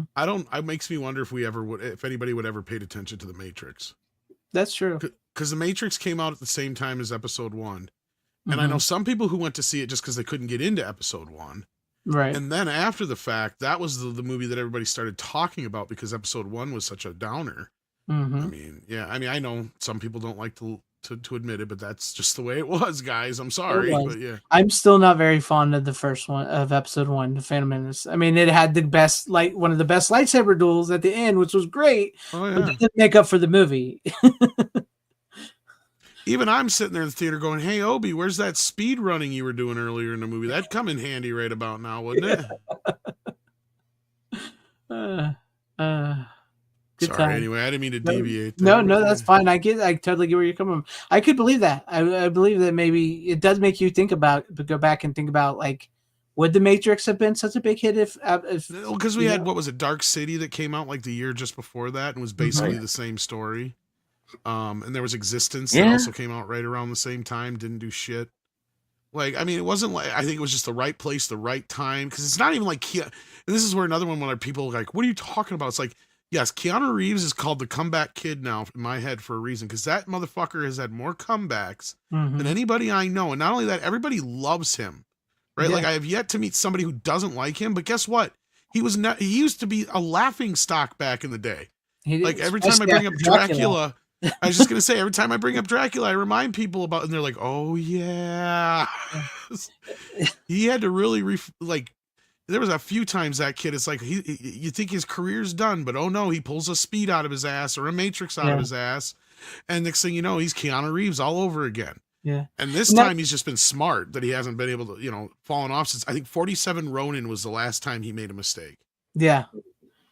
And he should really stick to movies like the Speed and Matrix. That's more his speed. And yeah, like even him, like you said, he just made it like, yeah, my accent was shit in Dracula. I shouldn't have been in that movie. Well, he shouldn't have been in it anyhow. Like, he wasn't meant to be. I think we talked about it before, when I brought the movie on, Johnny Depp was supposed to play that role. Yep. Yeah. In an alternate universe, we got a better movie with Johnny Depp in the movie.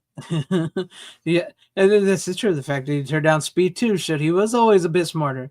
He maybe not always made yeah, sorry, go ahead. No, I was gonna say he maybe not always made the most perfect choices in movies, but at least he was smart enough to turn that one down. I have yet to this day to see Speed 2 out of solidarity with Keanu Reeves. I've never seen it myself. I refuse to, because like, okay, if Keanu's not going to do it, then that tells me there's something wrong with it. I'm surprised they got Sandra Bullock back for it, to be honest with you. She needed the money. That was her meal ticket right there. People forget how long it took her to get there. Yeah. Speed was her first big thing to really kind of set her up. So of course she has to say yes. Yeah. And at that point, Keanu was like, no, I can say no. So he was smart enough. He knows all I got to do is make 2 or 3 more movies like Speed and I'll be back. Yeah. He had a few hiccups and bumps in the road throughout from there on out, but basically post Matrix, other than like 47 Ronin and a few missteps, he has made sure that his career has pretty much stayed in line. Now he kind of fell off the radar for a while until John Wick. But other than that, like I said, he's a comeback kid. He finds a way every decade to remind us that he's around. Yep. I mean, he's a good guy. So yeah, I mean, as far as like his personality and everything, we've heard so much about him as far as his good nature and the kind of guy that he is and the shit that he's went through and the fact that he still hasn't let Hollywood corrupt him. It Yeah. says a lot about his character. I mean, I gotta believe he's a little based, to be honest with you. I gotta believe he's a little based. Makes me wonder. I mean, I know Alex Winter is so fucking woke. Oh, he is. Yeah. He is. But like, it makes me think because like all the like fighting training that Keanu's went through and all the weapon training he went through, he's got guns. He's got guns he likes to fire after doing like John Wick and The Matrix and all that. And Alex Winter is probably like, "Why do you have those guns, Keanu?" So like, I would have to believe that Keanu's a little based. I'm sure he's Hollywood and he's still good friends with Alex Winter and all that. Yeah, But I would believe he's a little based. I don't know if you heard the rumors, or it's not even so much a rumor anymore. It's almost been confirmed pretty much that they are working on a Bill and Ted 4. Are they? It's supposed to be in the pipeline. Yeah, I gotta be honest. I really didn't like part 3. I didn't hate it, but it's like, was it stepping back now? Is like, was it worth it? No. No, it wasn't. I mean, I was excited when it first came out, and I didn't think it wasn't as bad but, as a few of the other ones, but yeah, I'm still upset I didn't get to see them sing. I get it that everybody came together and played an orchestra. It's like I want to see Bill and Ted Wild Stallions sing that song. It's just. Well, my issue was, what's the deal with the song? It was never about a song. Right. It's just their like music unites just the their world. music in general, yeah. Like the whole thing with the Battle of the Bands, that was just to put them on the map. Mm-hmm. And I think even the writer, and I remember, I wish I had gotten a chance to talk to Ed Sullivan again afterwards, but I think he blocked me over my politics. But yeah, or he hasn't really blocked me, but he unfriended me. But yeah, like, so I was going to ask him a few questions after the fact. I was going to be like, why didn't you just do this? And why didn't you just do that? And did you forget this? What's this deal with the song? No, it was never about a fucking song. It was always about them just being together and playing. Right. Like, yeah. And that was my other thing, is they should have had it be, it was so simple. It should have been the son of Denomalos being like, Bill and Ted ruined my father. And so he went back at some point and stopped them from becoming famous somehow without them knowing it. And then they realized, and not only that, he did something to Rufus, which that cleans up everything. So you're kind of like, okay, so, it always would have made sense because they kind of did go into alternate universes, and that's what I agreed with. Is like, okay, the first movie was about going through time. Mm-hmm. The second movie was about going through heaven and hell and dealing with death and life. Yep. Then the third film should have been about multi-dimensions. Okay, well, that's where you set it up. Is like, okay, something went wrong in the timeline and somebody fucked with something, and the Wild Stallions never happened. Yeah. And they have to figure out what it was. And not only that, Rufus is gone. Why is Rufus gone? Right? Like, he's been erased from time. Like, there's your plot right there.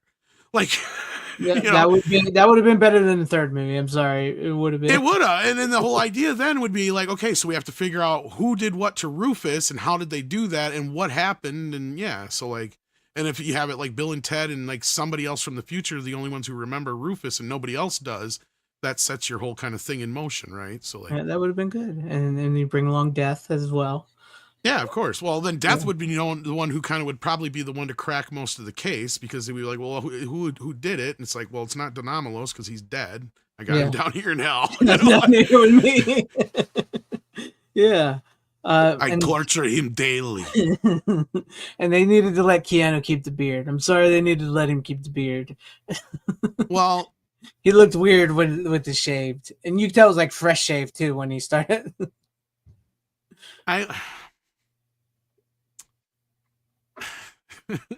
It's tough because it's like the one character that it's like, I don't know if I could ever see Bill and Ted with beards.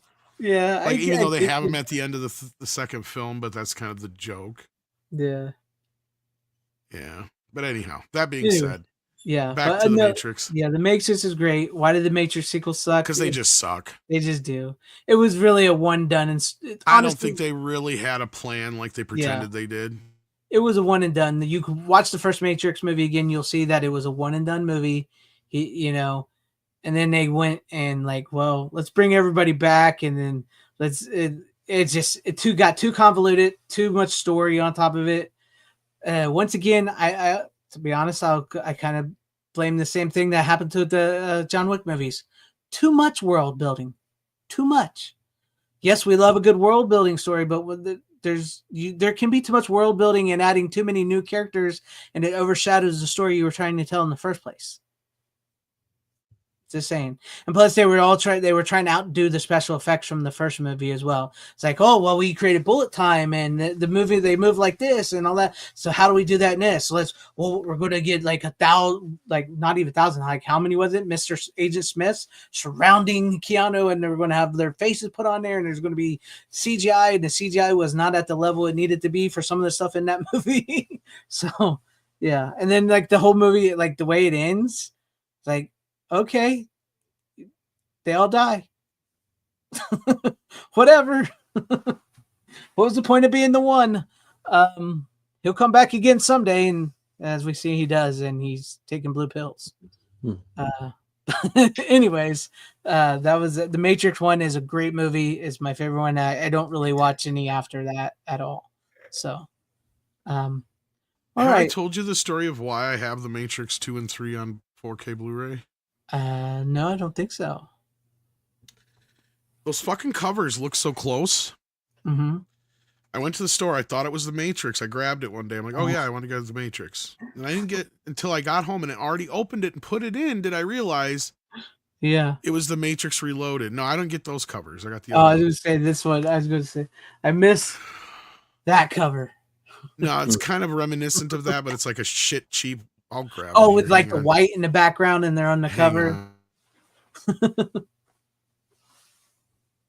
Yeah, that would suck because that was me too. Because like I just want the Matrix. I don't want the sequels. I just want the Matrix. For me, that's where the movie ends. When Keanu Reeves is on the phone and he's telling them, the white cover, so they all look exactly the fucking same. So I I bought Revolutions first or whatever it was when I saw it and I grabbed it. And then so I ended up buying the other two just because I thought it was Matrix 1. And I didn't realize until it was too late. And I'm like, motherfucker, because I was not planning on buying the sequels this time. Yeah. Oh, I've heard about this. I think it's going to be a Super Bowl commercial, personally. I think we're going to do something. You got a point there. I didn't even think of that angle. Otherwise, he will be in the movie. It's just going to be either going to be the new villain or the new hero of a new trilogy. Yeah. I'm hoping, Morpheus, perhaps. I'm hoping it's just he was supposed to be Neo originally, so yeah. And he's too old now to play Neo. That was another thing I was thinking when I was watching The Matrix. Is like everybody, like we talk about how like, oh, nobody of where was all the leaders of color and all that, like people talk about like everybody that's an authority figure in that movie is like Morpheus. He's like the most well-respected guy. Right. And then like they got tons of like very diverse cast on that ship, in his ship, working together. I'm just like, and they already were forward thinking enough that all the kids that are born outside the Matrix are like just a basic like brown. Yeah. Right? Like a mix. I mean, and nobody complained about that. Well, it's because if you only have a few people, and especially once you start introducing more than just one race, we're going to become a very mixed group real quick. Yeah. Very quick. But yeah, there you go. The Matrix. Okay. Call us the pound puppies. Hey, it's what people do when they're together. I mean, small groups of people together being rescued in an apocalypse world. What are they going to do? I mean, eat gruel, live in a shit zone. They don't even have Netflix. They just got chill. I mean, yeah, it is good shit. And I can't blame Joey Pants' character for being a little upset that, here's Trinity, this hot piece of ass this whole time, and Neo comes along and she's like immediately smitten with him, and Joey Pants like, what am I? I've been in love with you this whole time. You don't even see me. Yeah, and Corley and Rogue, I think the idea was that the Wachowskis always wanted Keanu Reeves, but the studio wanted Will Smith. And of course, at that point, it's like, well, if Will Smith says he's going to be in the movie, then Will Smith's going to be in the movie. Yeah. But he turned it down. So, for some reason, I just have a feeling like they're going to do like the whole, for the Super Bowl, like fake movie trailers. What if Will Smith was Neo and they're like digitally create or some multiverse thing or something? Maybe? Yeah, I could see like them making a series of commercials for the Super Bowl of like, what if not like this will happen, but like what if Tom Selleck was Indiana Jones? Something in that vein. You know, I get what you're saying. Yeah. yeah. But then again, you never know. They might come out and say, "Hey, we're making a new Matrix." Nicolas Cage is Superman. If they wouldn't have run that in the Flash, that would have been a great little spot. All right. We've talked about that a long time. So let's go to you, Steven. Yeah, it's your turn, right? Yeah. Let's go to Steven. What do you got for you? I guess your final pick? All right. Final pick. I have a few here. One I haven't watched yet, so I can't speak to it. And another one that I thought maybe I'd had on already. Oh, he's like Rookie. I was about to say, okay, Rookie. I'm going to skip that. Well, just to let everyone know, I did recently, through our pal John Doe Juggalo. Good to see you, sir. I knew he's in the chat. That's a name. I heard about this 3 for $33 deal through Amazon, and the one that I have received so far of the 3 is the 4K for Sugarland Express, Steven Spielberg's first theatrical film. How bad is it? I've heard. I haven't watched it yet. That's the problem. I only got it yesterday. God, Rookie. Sorry, that was just a reaction. I didn't mean to call you that. No, I pulled a Rookie. I haven't had a chance. No, because I've heard it's got some really bad DNR on it. Yeah, I thought about doing that on the 333, and I was like, So that'd be the only way I get it is if I actually had the money and got it on a good deal like that. Yeah. Yeah, I need to sit down and watch it. That's how I got Twisters. To be honest, I did the 333 for Twisters. That's how I got it. Yeah, it's a lot of the newer films I don't have on disc. So that's why you see me coming along with a lot of kind of some of these older movies. So I'm going to put that aside for right now until I watch it, and then if I'm ever on the show again, I can discuss how good or bad it looks. So for my last one is going to be a movie I know a little bit more about, which is Master of the Flying Guillotine. Okay.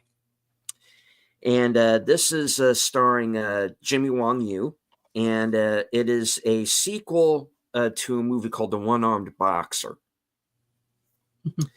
And at the end of The One-Armed Boxer, he eliminates these 2 assassins, and the fellow who trained them, who is the villain of this piece, who's the master of the flying guillotine, he swears revenge on Jimmy Wong Yu's character.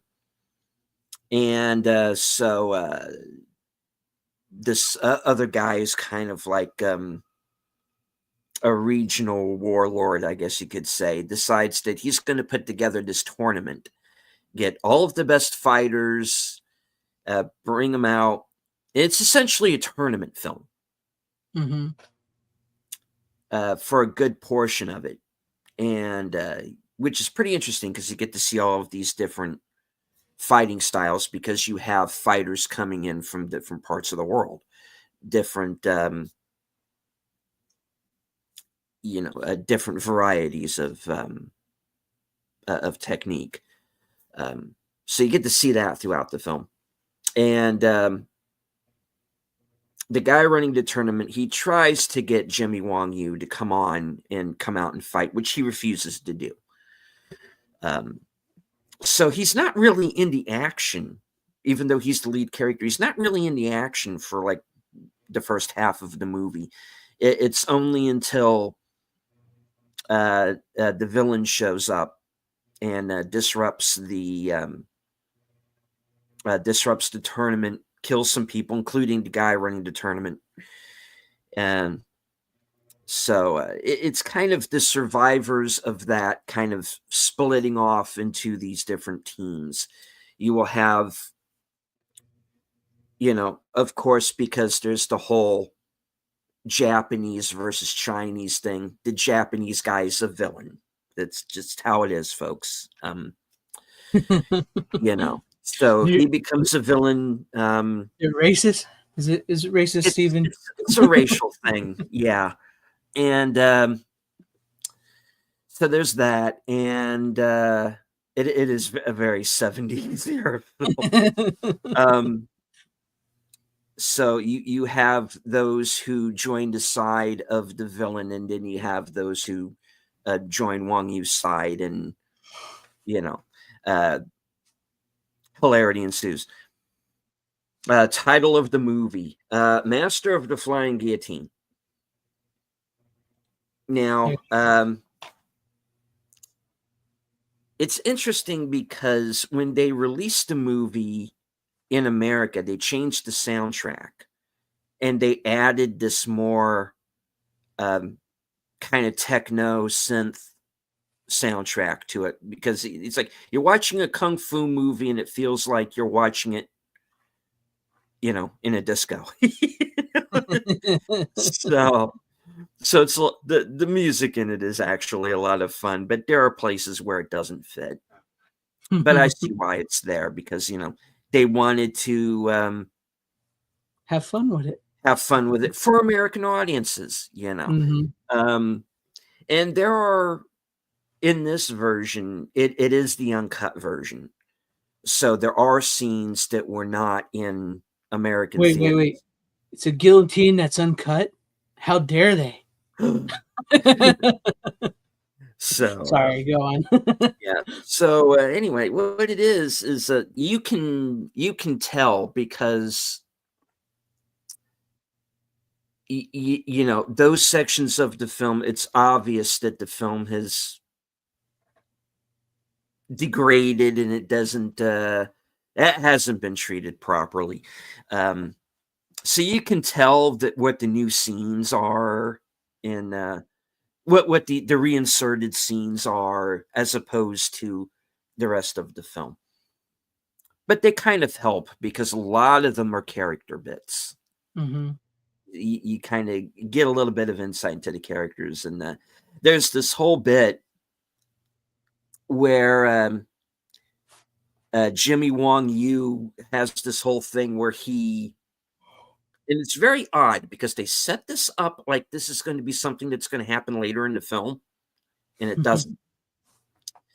Is they have this whole thing of he basically walks up on a wall and he starts walking upside down on the ceiling. It gets a little supernatural in place. And hey, I walk upside down on the ceiling every once in a while. How do you, Master, how do you do that? Well, you have to control your breathing. And I'm like, okay, fine. Control your breathing, walk on the ceiling, do whatever. That's how it works, man. That's how it works, of course. And just the whole idea of the flying guillotine itself. Do you understand what kind of a force you would have to throw that at in order to actually decapitate someone? It would never work. But it looks cool in a movie, because it's this weird thing, because he carries it folded up. Where did the blades go? Yeah. Something to think about. And the physics of this thing doesn't it changes when the movie needs it to. As a good Japanese flick should. Yeah, but it's a fun movie. It's an hour and a half. It breezes by. It's it's a lot of action. It's just that weird thing, because the whole tournament, it's 2 to death, right? Yeah. So you have when the villain shows up and he kills this one-armed fighter, thinking it's Wang Yu, but he kills this wrong. But suddenly there's a lot of people around town who only have one arm, and he's killing the wrong guy through the whole movie. And so during the tournament, he kills a one-armed fighter, thinking it's Wang Yu, who's already left because he doesn't want to fight.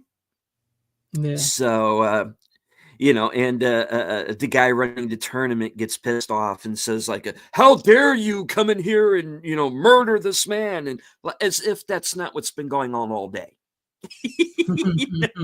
So we've just watched 6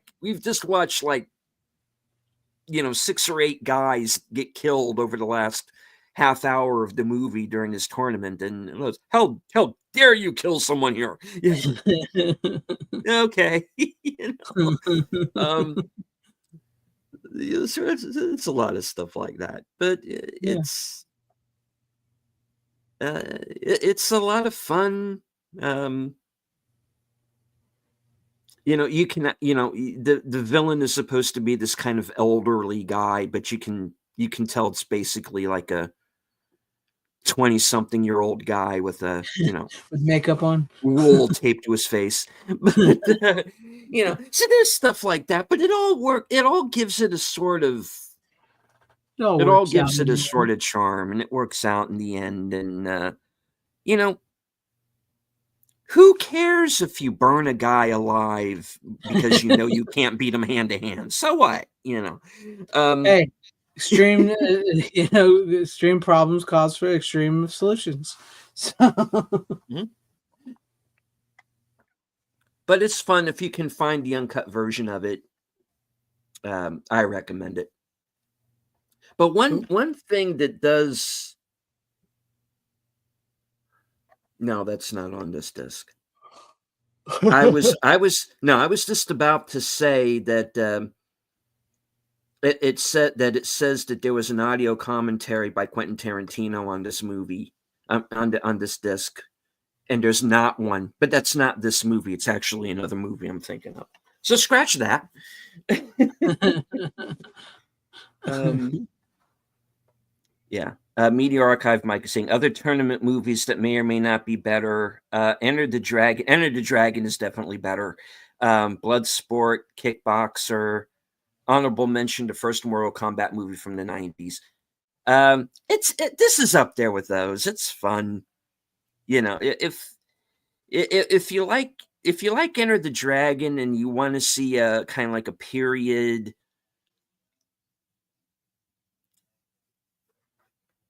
Like a period $1.99 version of it. You can do worse than this. There you go. Because it is a low budget film. So and you can tell in places. But this special effects for what they are pretty good. Like I said, there are some scenes where the characters do things that could be considered supernatural. There's a character that can like telescope his arms and strangle people. The villain has like a Linda Blair exorcist moment where he can, turn his head all the way around and, you know, on purpose, you know. Yeah. All that I mentioned, he's also blind. So there's You have a theme for your movies. yeah, I do. I suddenly realized I have a theme. All right. So, Master of the Flying Guillotine, if you have a chance to see it, check it out. It's it's a lot of fun. It's a time where they were just kind of churning out these kind of movies, very much like we used to do with westerns back in the day. So, if you want to think of it as a western, because it is kind of instead of a gunfighter, you have a kung fu fighter cleaning up the town, and that's basically what it is. It's heroic guy taking out the trash. That's all that matters, right? Yep. All right. Okay then. Great pick there, Steven. Tom, do you have one more pick, or you done, or? No, I got one more for the week.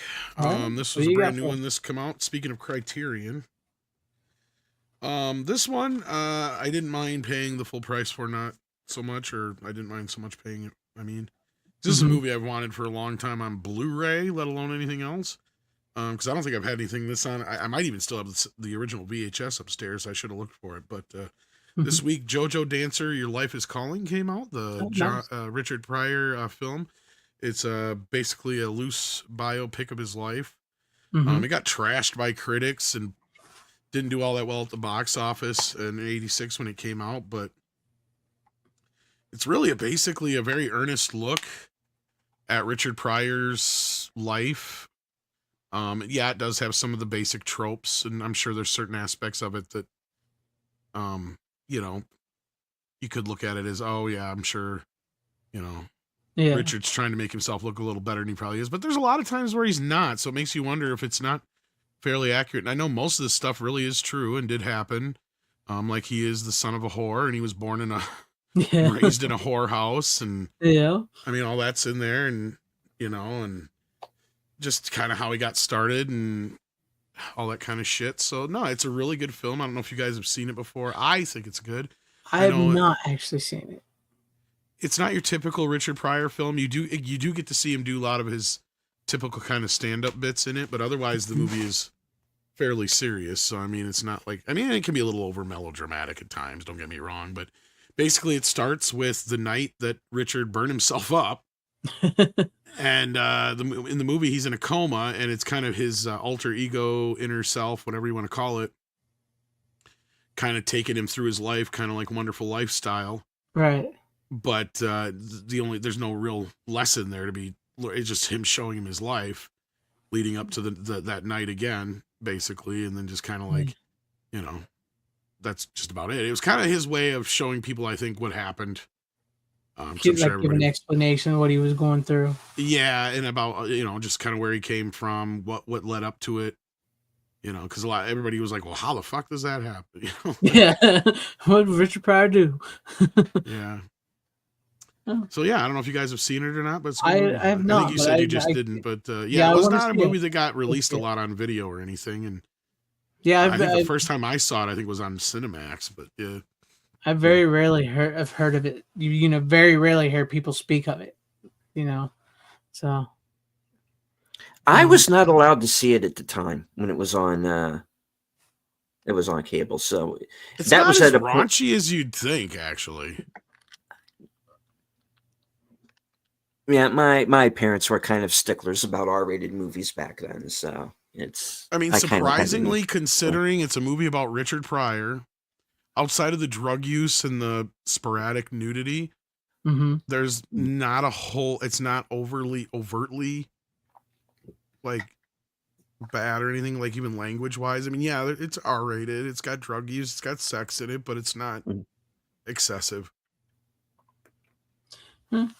It sounds like a decent movie, actually. I would like to see this about him. Yeah. I mean, if you're a fan of Richard Pryor, it's almost like a must-see.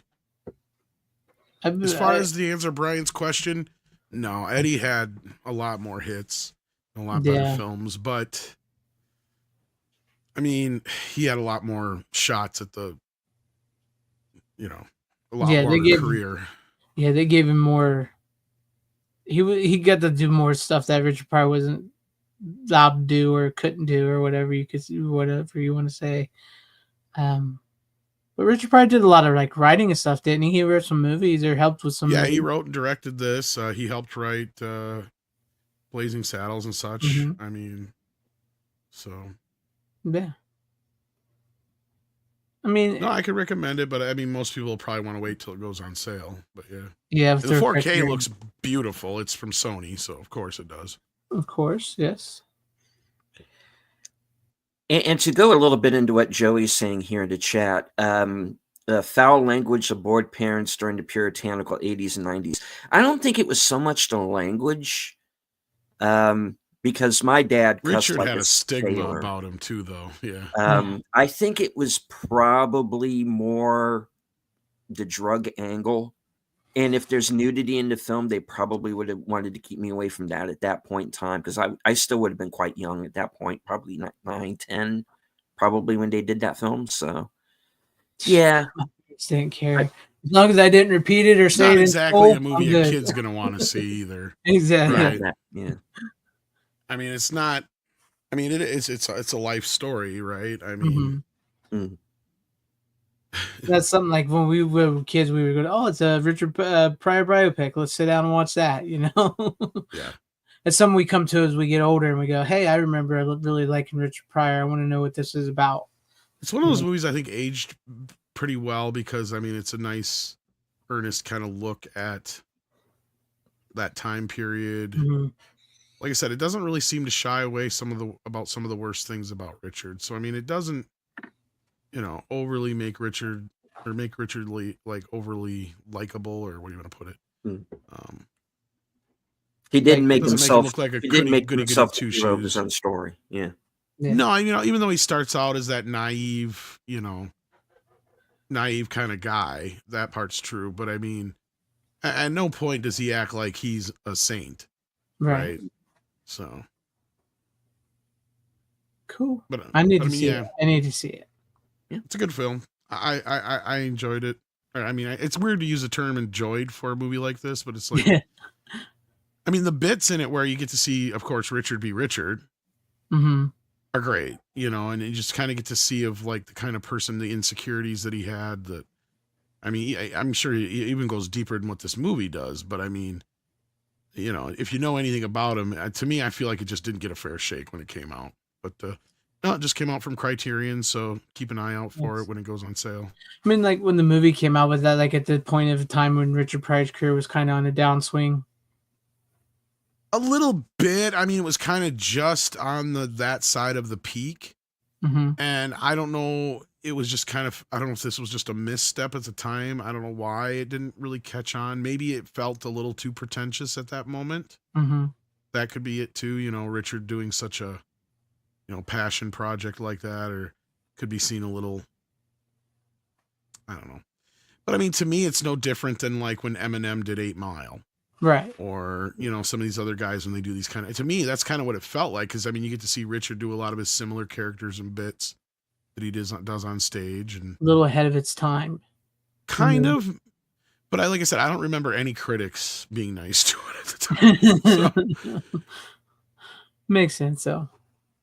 even though Roger Ebert and Gene Siskel were cheerleaders of Richard Pryor, they were pretty harsh on him. Okay. I do want to see this though. I'll probably wait till the sale. Actually, it's got a nice package here. You get the original film, of course, from the negative, which looks great because Sony did the scan, obviously. 2.0 lossless or HD DTSH, whatever you want to call it. HD audio, stereo surround sound. Sounds good. It's from the original magnetic tracks. And then the Blu-ray has a new interview with the filmmaker Robert Townsend on it. That's actually somebody I'd listen to. Yeah, Robert Townsend. Yeah. Now you're getting it. Yeah, interview with the director, Richard Pryor from 85 episode of Dick Cavett. So that should be interesting. And then an appreciation by critic Hilton Els, whoever the fuck that is. But they got that as a plus on here. So you guys are listening. It makes me wonder if they're starting to listen a little bit. Maybe. Yeah, I hope because like I said, we're getting sick and tired. I don't give a shit. Yeah, I don't care about what some professor of whatever who works for the Washington Post thinks about a movie that came out in the 80s and how it connects to their gay upbringing. I don't care. Exactly. I want to know about the movie. And that reminds me, is Meteor Man on Blu-ray? Speaking of Robert Townsend. I don't think so. I don't even know if it's ever, did it even get a TV? I have the VHS still, so I don't know. I just thought haven't of seen it in so long. That, yeah, me neither. I was like, I guess it has gotten a Blu-ray at some point. No, by the looks of it, I'm gonna guess. I think I know who it is too. Olive. No, actually, this is a foreign release. Oh. MGM owns the rights. Well, then come on, Amazon. I don't think it has actually had a real. Or did it? October 27th, Olive Films. You're right. Yep. I knew it. And they shut down now. Yeah. So. Yeah. Currently not available. Damn it. Let me see what it goes for on eBay. Probably a lot of money. Fuck you. I'll stick with my VHS. At least I can watch it on my worth TV. I'll put it in my VCR and watch I'm it. sure we can get it on digital for that. Yeah. And it ain't like it's not like MGM's sitting on much, like I said, other than Walk Like a Man, for fuck's sake. Yeah. Oh, if a movie, I mean, Meteor Man definitely deserves a Blu-ray, a new one. I mean, that's. Anyways, I didn't mean to sidetrack you. Just when you mentioned Robert Townsend, like I would listen. $199 is the one copy on there is going for. Good God. But it's got foreign releases that don't look like they're that overly priced, probably. So, like we talked about earlier, I kind of bleed into one of the my next movie. Why I have a different version of it than the American release. It's a foreign release I have of my next movie. All right. Well, I mean, really, since you guys haven't seen the Thank you movie, very there's much. not much else I can say about it unless you have any questions. Because I mean, No, I mean, would you it's recommend it to people? I oh, mean, of if you course, would. yeah. I mean, co-written by I think Paul Mooney was one of the co-writers, and he's got a small cameo in it. Hmm. Yeah, Paul Mooney and Rocco Urbuski. I can't even fucking talk. They were the co-writers with him. So yeah, no, and it's got some pretty, I mean, some laugh out loud moments in the comedy bits. But again, like the movie itself is dead, pretty much straight ass serious. Yeah. So, and I mean, of course, I mean it's loosely based. A lot of the characters are amalgamations or made up for narrative purposes. But I mean, otherwise, it's pretty much basically the Richard Pryor story. Yeah. I mean, it sounds interesting. I mean, it's always nice to hear the story from the artists it's themselves, even if it may not completely be true or whatnot, or this, or maybe a little fluff in here and there. But it's always nice to hear the story from them completely. And yes, I would like a Blank Man, maybe not 4K, but a Blu-ray would be nice because I think that's still only on DVD. I think so. Yeah, but It's a I want to see Sony that. picture. I'm gonna have to get this on the next Criterion sale. I'm gonna have to get this. So Yeah, it's definitely worth that if you can. Yeah. I mean, I would have waited. I mean, I'm waiting for a few of the ones like they had Winchester 73 that's coming out. I'm gonna wait for that one. There's a couple because I've learned to just wait for Criterion. They're not limited in any fucking way. It seems like so. They don't seem to go out of print real quick, No. anyways. So. And I still regret buying some because they've already done 4Ks of them before I even opened the other ones. Yeah, right. I think their prices are so high they don't have to worry about going out of print for a while. Right. Honestly, if you really listen, most people don't buy Criterion until the sale. I've figured that out now. I mean, not that I ever thought that Criterion was, what do you call it, limited, but I just kind of was like, oh, well, they can't be that much difference in price. But then I started noticing, yeah, there's a big difference in the price sometimes. And sometimes it doesn't take long for them to go on sale either, it seems like. So yeah, but, happens. I would watch that. I would watch that. So yeah, what's your last pick you got? All right, I don't know if you like this show or not. Well, it's a movie, the movie, but it seems like it's been everywhere, and I had to watch it. The X-Files, the movie, the X-Files movie, and yeah, I have the UK version here because I had, of course, the original VHS. I've had before it was called Fight the Future. Nice. And then I have the DVD, and I had this for a long time. And then when I finally decided to upgrade to Blu-ray a while back, Disney had bought Fox, and the Blu-rays, the American Blu-rays, out of print, and they went. Speaking of $1.99, not that much for but they won a lot of money for the American Blu-ray of this. So, but I hadn't watched the movie of the X-Files in a very, very long time. Like I said, after watching Twisters, I kind of took a trip back to the 90s. I actually really, really enjoyed that movie. I really do. And I've been a fan of the series. Like I said, I don't know if any of you guys are a fan of the series. I had been a fan of the series since it came on Fox. There you go. You got the American Blu-ray, don't you? Yeah, and I also had the VHS and the clamshell. Nice. Does the American Blu-ray have the extended version of the movie? I think it does. That's sad because I think it's the same, exactly the same. Both the theatrical Probably. and extended cuts of the film. I'm pretty sure they're both the same. But no, I love the series. I remember being very, very excited when the movie was announced for the summer. I think we went and saw it in the theaters. I'm pretty sure we did. I'm trying to remember. I think we did. I remember enjoyed it. Of course, I like most people. I thought Scully, Gillian Anderson, was hot. David Duchovny was cool. I loved the story, and I loved the big reveals they give you in the movie because the movie. The series up until that point was still very much shrouded in mystery, and you weren't still getting a lot of answers by the end of season 5, but they had given you enough. And then like the movie came out, and the movie gives you a lot of answers of the series. And if I'm completely honest, the series should have ended at season 5. This TV series should have been done at season 5, and it should have continued as a movie series, right? Because the movie was great, and you could tell they spent their budget on that movie to make it look like a big budget movie for only $60 million. Because I looked up, it was only made for $60 million. They make sure it looks like a big, expensive summer movie, which it is. And I think it did well, but I don't think it did like monumentally well. Is why it probably never continued on as a movie series. They did the other movie. Yeah, they did do the other movie, which I'll probably have that next week. Because to be honest with you, I went to the saw that movie. I did not like it. I've only ever seen it one time in the theaters. I didn't like it, but I got the Blu-ray, and I'm thinking after watching this, and I'm like, I'll give it another shot. I'll give it another shot. Yeah, and I might revisit it too. What the thing is, you're expecting the second movie to be like this was, a mythology episode. I know a lot of people was, but like I said, I had been a huge fan of the series. I had seen every episode. Matter of fact, me and my brother binge watched the whole series and the movie. Excuse me, back before the second one opened, and so we knew it was going to be like a standalone movie, but we expected a little something more than what we got. You know what I mean? So I think that's why I was let down. So I'm thinking now that it's been so many years later and the time has passed and we've had the event series, which the second series and the event series kind of changes too much for my liking. But now that it's been so long, I figured I'll give it another watch and see if I can, see if it's whatever. But anyways, this movie is great.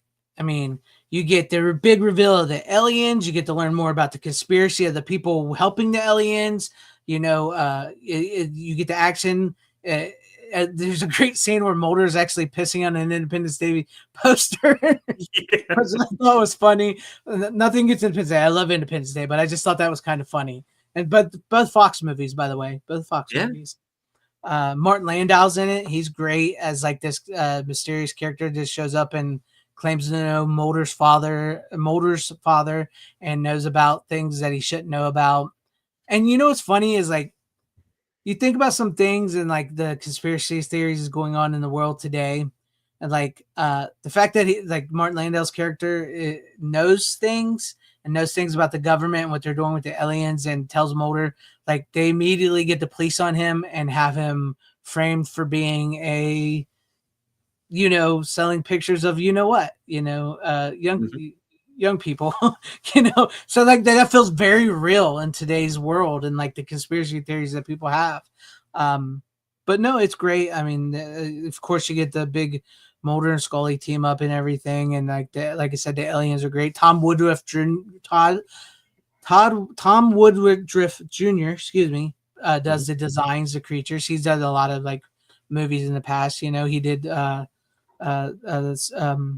the Monster Squad and stuff. He was the Gilman in the Monster Squad. He actually plays the aliens in the movie. It's great. I mean, like I said, you get a lot of answers, like with the black oil ooze stuff that takes over, and it's a virus that mutates, and it makes humans the perfect host to breed the new aliens, that have landed here and stuff. So it was really good. It's just, I hadn't seen the movie, that movie probably since, when did the second movie come out? Then like I know it came out around The Dark Knight. What year was that? I was gonna say they were like 10-year gaps between each and every like one of the things after the show was done, something like that. So yeah, so I know yeah. Well, that movie came out either when the show was still on. Yeah, the first one came out after the fifth, and then the second one came out about like 2006. I want to say 7, somewhere in there. Yeah, that's the last time I've seen this movie. And then. Because then the revival series came when? Like 5 years ago now? Mm-hmm. Close to it? Yeah. Has it been that long or not? It's been... I know it's been a few years. It's been a while. I mean, Fox still owned it, so Disney had not bought Fox. I was going to say, I think it was before. So, now Disney's talking about doing it again, because I was going to say. So yeah, but it's going to be like a reboot, and it's the guy that did the Black Panther movies is supposed to be spearheading it. So... And I don't think they have any involvement in it. Duchovny and Anderson. I don't think they have any involvement in it at all. Or Chris Carter. the creator. I don't think they have any involvement from what I've read. But no, I enjoyed the movie. I had not seen, like I said, I don't think I've seen the first movie since the second movie came out. Because like I said, me and my brother binge watched the whole series and that movie before the second movie came out. And it's been a long time. And for whatever reason, I keep seeing X-Files everywhere lately. It's one of those, like, remember how we kept seeing Dean Cameron everywhere? It's like all of a sudden I started seeing X-Files everywhere, and I'm like, I want to watch some X-Files again. So I watched that, and I'm going to give the second movie. It's been a long 2006. Only seen it once in theaters. Didn't have a lot, so I'm probably going to have that next week. Spoiler, a little heads up. I'll probably have that one next week.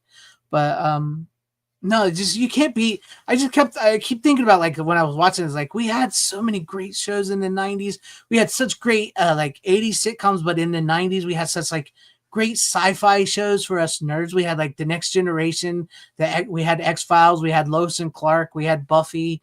For the ones of us that watched that. I know not everybody watched all those, but like we had all those, and yeah, you even had some of the spin-offs of X-Files with Millennium with Lance Henriksen and all that. I mean, we just had so many great series in the 90s. Like they were like I thought the show was okay. I was never like a huge fan. I bet if I watched it now, I'd enjoy it a lot more than I did then, just because everything was turned to shit. Yeah. But I mean, I just remember a few various episodes, but I remember Fox, they were just so lucky the show took off. Yeah. Because they got so behind this show. I remember it being such a huge campaign and a big deal, and they were taking a huge gamble by premiering the show on Friday nights. And I think the show did struggle a little bit for the first 2 seasons, ratings-wise. I mean, I remember it being like a show everybody was talking about.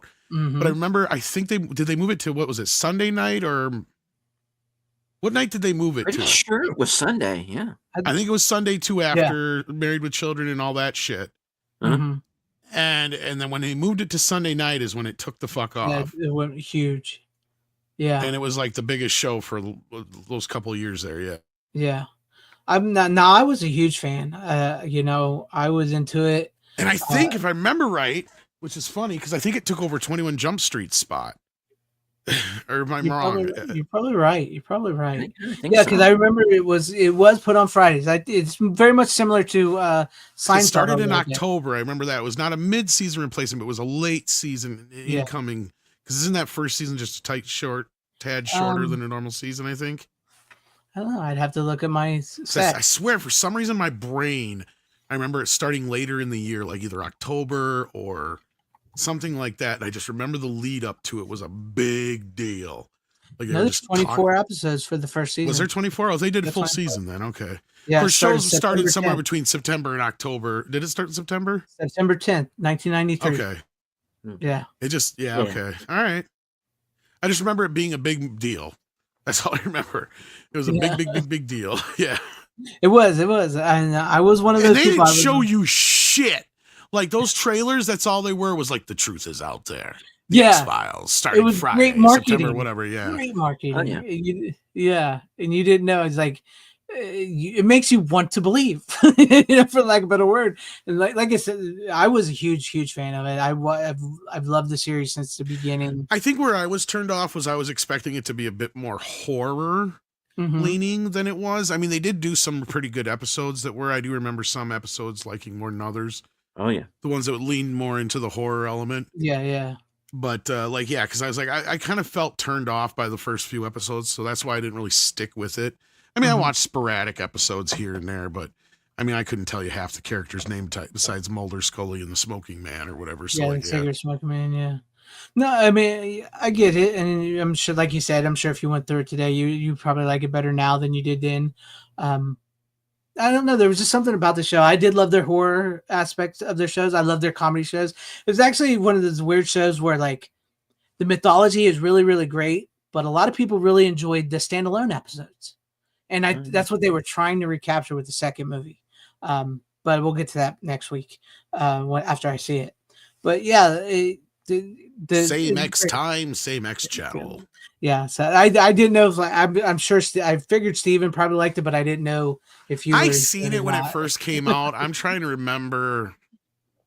I do remember watching the sequel too, and I don't remember disliking the sequel, but I also remember going like, "Look, I have not seen all the show. I don't remember all the show. I don't know if this movie's like, at that time I probably would have compared it to something like Highlander, or I don't know if I would have really realized how much, because like Star Trek The Next Generation, I didn't notice the movies being that much different from the show until later on. Like when I started seeing more episodes and getting more into the mythos, and people would point out certain things. It's like, oh yeah, that's very anti-Picard, but yeah, you got a point. You got a yeah. Before he's like, no, that important. We got to save them. And this one, he's like, fuck them, kill them all. It's true. Wait a minute here. I would say like with the second movie, which like once again, I wish I had it tonight, but I don't have it tonight. I haven't watched it yet. It's not so much the what was the catch of this one? Because the second one was this one that was the one that was in the snow, or is this that? This is one that was on the cover. This is okay. So I guess maybe this is the one I liked better then. Yeah, this is the one that's very much. It's a summer blockbuster, big budget, like sort of action thriller movie. It reveals a lot about the aliens because, like I said, up until like the fifth season. But I remember not hating the last one either. So the last one's in the snow too, because maybe that's why I'm still getting confused. Because like I don't honestly, I'm trying to remember if I saw this one, it would have been when it first came out, and I barely remember it. Yeah. So I don't remember any of that one, but I do remember the newer one. The newer one is a lot in snow because it's filmed in Canada. That's where they filmed X-Files. In Canada. So, but no, like the fifth season, the first movie is actually you don't have to have seen the whole first 5 seasons, but it helps a lot because it does continue into the show, because it was like in between season 5 and 6, and it like bridges the series. But the show really, honestly, probably should have ended at season 5 and continued on as a movie series. Like, I know the first movie did well, but I don't think it did like huge, but it did very, very well. It made its money back. It was a success, and they probably should have just continued the series as a movie series. But they continued on with the TV series, and like you said, I think after that, what it was, because like what's his face left. He left in season 7, I think, at the end of season 7. And then he got that other show, and I think that kind of got in the way for a while. And then they did the movie. That's what I do remember, is like they wanted to make another movie for a long time. Yeah, they had one. Yeah, after the first one, I think it was Duchovny just was kind of waffling around it because he didn't need it. He had a bit of a falling out with Chris Carter, the creator of X-Files. That would also be a good reason why not. Yeah. Nothing like where they like absolutely hated each other. He had a bit of a falling out, but they made amends. Yeah, but he had like Californication and that other show for a while there. He didn't really need to do another X-Files movie. No. So. And I think the reason they did the movie is that's when they repaired their relationship, and he came back for the second movie, and then they did the event series.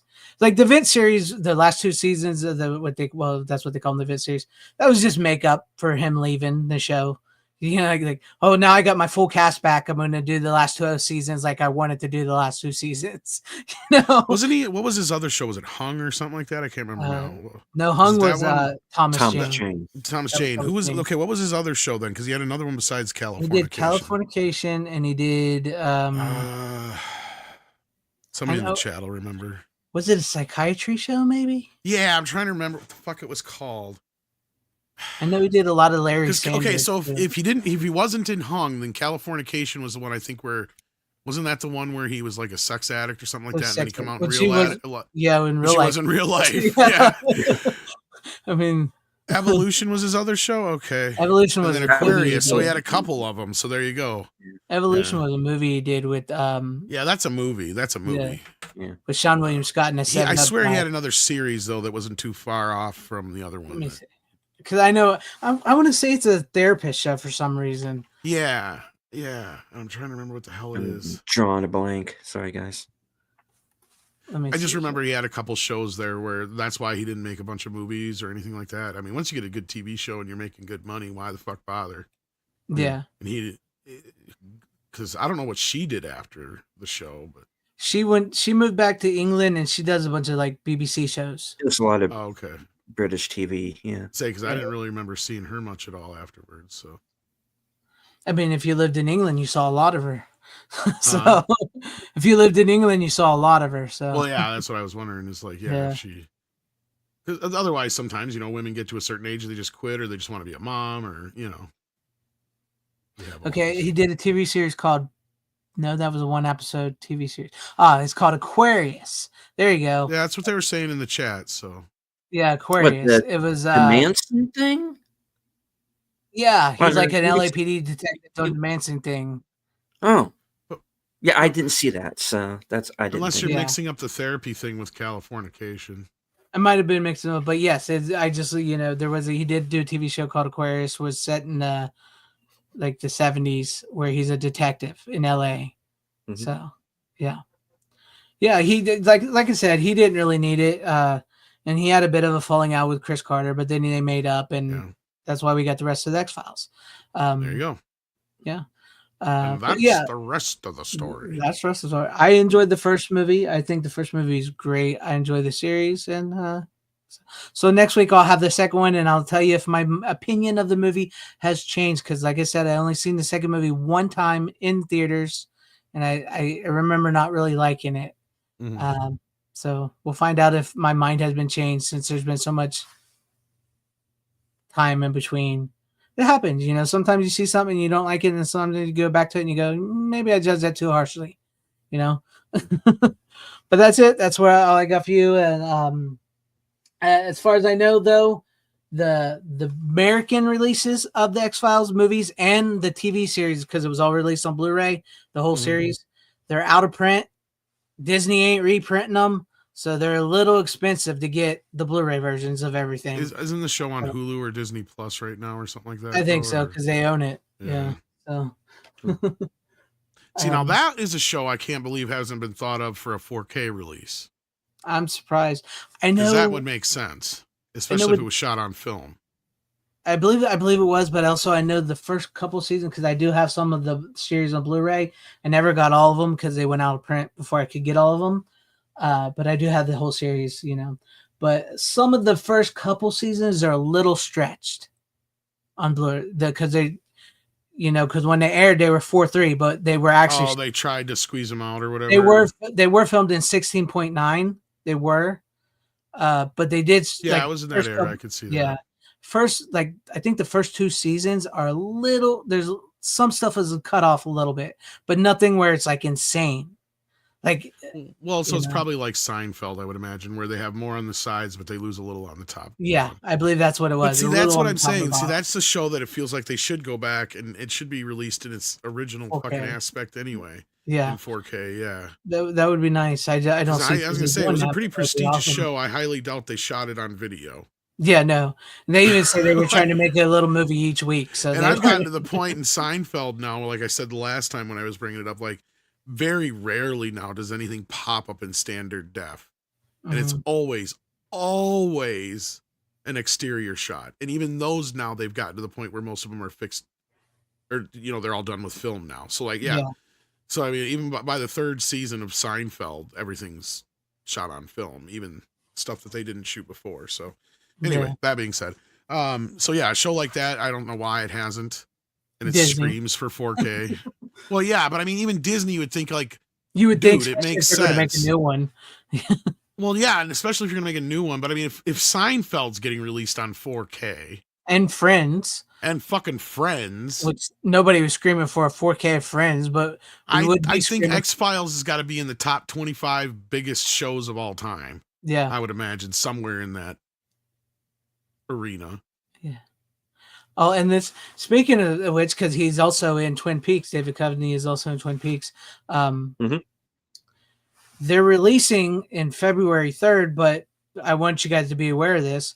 They're re-releasing the From Z to A, where the whole series on Blu-ray, the first 2 seasons, the Showtime series, and the movie, all on that whole where it's the whole mystery, everything all together. The Twin Peaks thing. Yeah, the Twin Peaks thing. Yeah. It's just a repackaging. Here's the rub, because they haven't released it before, but it comes with a special disc where you get the first episode and episode 17 of the mid series on 4K. Same thing as before, and people, were they were thinking it meant the whole series was going to be on 4K. They are. It just said I saw an article today. They are releasing the whole series on 4K. As a matter of fact, I think I saw from Variety that they are sure. Yes, they are preparing to Okay, because this is. I know there was some confusion with this repackaging because yes, this is. They did repackage the Twin Peaks box set that was in a fancier box set. Yes, they're It's now been repackaged in a plastic set for like I think I saw it for $50 or $60, which is not a bad price. Yeah, because you're right. It does come with the 4K episodes of the first and last episode of the Revival series. But there was a bunch of people bitching and griping because they thought it was going to be the. Now you're telling me they are actually doing the series in 4K.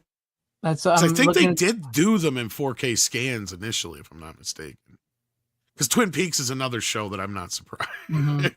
Yeah, that one makes sense. I'm looking. Although everybody hates the last couple seasons, but yeah. Yeah. The first season's the best, and the movie's that's good, ABC's fucking fault or whoever it was, but yeah, true. Yeah, because they just didn't get Lynch. Oh no! So okay, I'm reading the Variety article here. The Variety fucking people are stupid. They got the same thing, didn't they? It's the same thing it's the same thing you just explained. I was gonna say I don't think we're getting it. I don't know for sure if it's that one episode on 4K. It's like so to release the Variety is like it comes out no. So okay, never mind then. I thought they were releasing it. The show is not about who killed her. No, it's because about the gum that you like is coming back in style. Yeah. I enjoy the series, but yes, sorry. Go ahead, Steven. You're the guru. Yeah, because I know that if there was a 4K, Cameron, who's Obnoxious and Anonymous, that's his channel. He does a lot of Twin Peaks content. He would have been all over that. Yeah, like flies on shit. He would have been. He would have been singing. He would have been going from house to house telling people that there was going to be a 4K. But I do think the movie is supposed to be getting released in 4K now, isn't it? Criterion was supposed to. I was going to say, I thought I heard that. Yeah. No, it's not been on 4K. It's only on Blu-ray on Criterion. But I think they're going to be releasing it in 4K, though. I heard. Yeah. It's like this new set, which I would probably get this new set myself because I missed out on the last one. Yeah, and the price was a little too high on the last one. Yeah, and this it's only like $50, so that's a good deal. You get you get all the series, all the special features from all the previous releases. You get the movie on Blu-ray, and you get those 2 episodes on 4K. Pretty good deal. So, Snowdub gives us a $2 super chat. Says, "Will Kill Bill 4K be coming to Walmart?" Depends on your Walmart, I bet. That's the best answer I can give you. You're probably better off ordering and considering the price between the two of them. If you even don't have Amazon Prime or Walmart.com or whatever the hell their thing is, the two of them together would cost enough for the free shipping. Otherwise, on the Lionsgate Limited, which is where most people got the steelbooks from, which I don't know, they might still even have some left. They weren't that badly priced. So, and I was hoping to have mine already. I didn't. I seen everybody else is getting theirs, but mine will probably be here tomorrow or the next day. Well, because they did ship out. But I've been hearing issues with Kill Bill. Really? First one, just the first one? Oh, both of them, I think. Because I wonder if it's an Inglourious Bastards problem. From what it sounds like. And it sounds like they may have had some DNR applied. Oh. So it makes me wonder if that movie didn't have a 2K workflow for the film, and that's the same issue they had with Inglourious Bastards, I believe. And this might just be an upconvert, which is what people are saying. Well, everybody's saying Jackie Brown looks great, from what I've seen so far. But I've heard some rumblings about Kill Bill 1 and 2. Well, when you get them, you're gonna have to let us know. I will let you know. Yes. Yeah. And then like some trailing grain and some other issues. Yeah. Yeah, I'll have to know about that. That's crazy. I hate when that happens.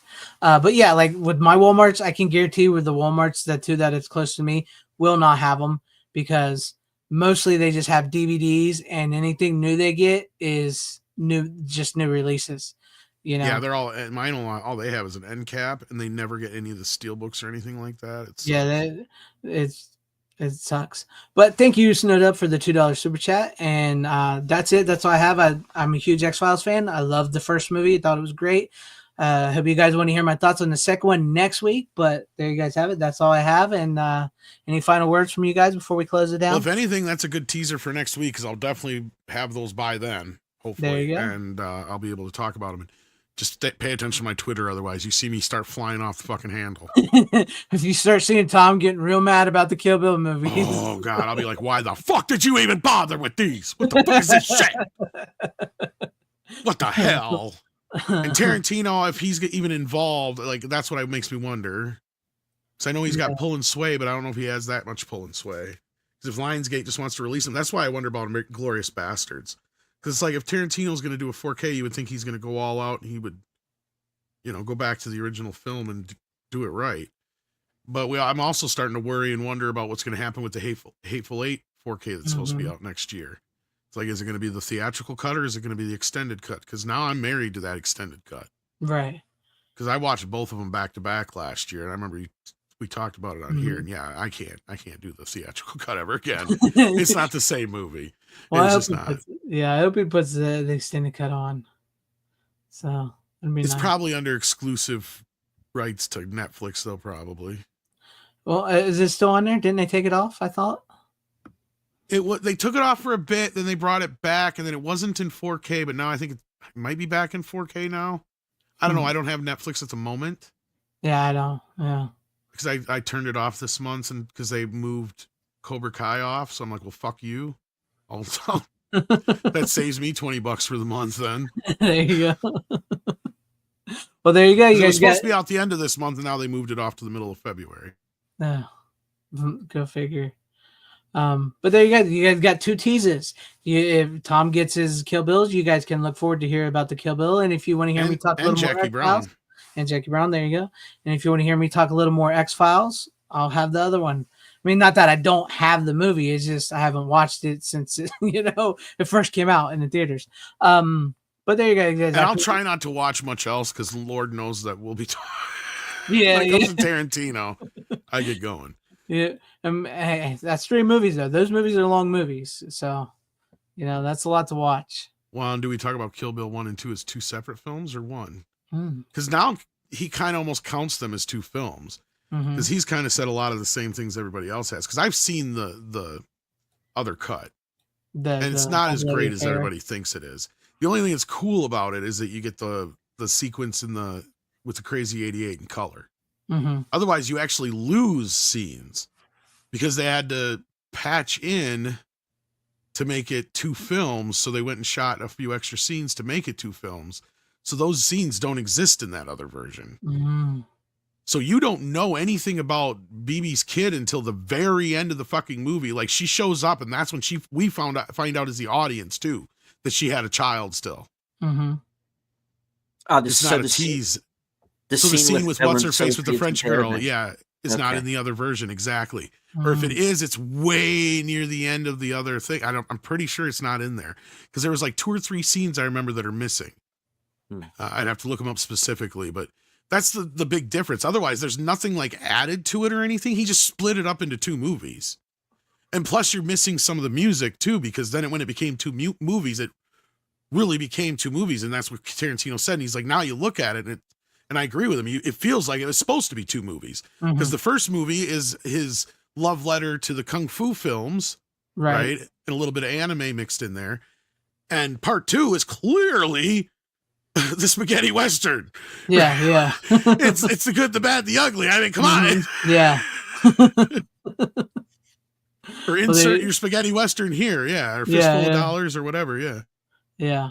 So there you guys have. There's a couple teases for you next week.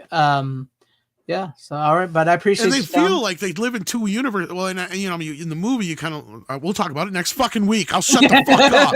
Tom's ready to go. You were talking Tarantino. Got me fired up. I can't wait. I hope it shows up tomorrow because I've been wanting to watch these for so long. It's like I gotta wait for the 4Ks. Wait for the 4Ks. Everybody, keep an eye on Tom's Twitter tomorrow. If all of a sudden you just start seeing my mail gets here about 1:30. But I don't know if they'll be here tomorrow. Probably not until Friday with my luck. Yeah. But all right. Thank you, Steven. Thank you, Tom, for hanging with me tonight. Thank you, everybody out there in the chat, everybody at home. I appreciate y'all for always hanging with us and joining us on on the Wednesday nights for the Physical Media Show. You guys are awesome. Make sure you like, subscribe, share out to everybody. And as always, you don't have to go home, but you can't stay here. How you doing? Bitches leave.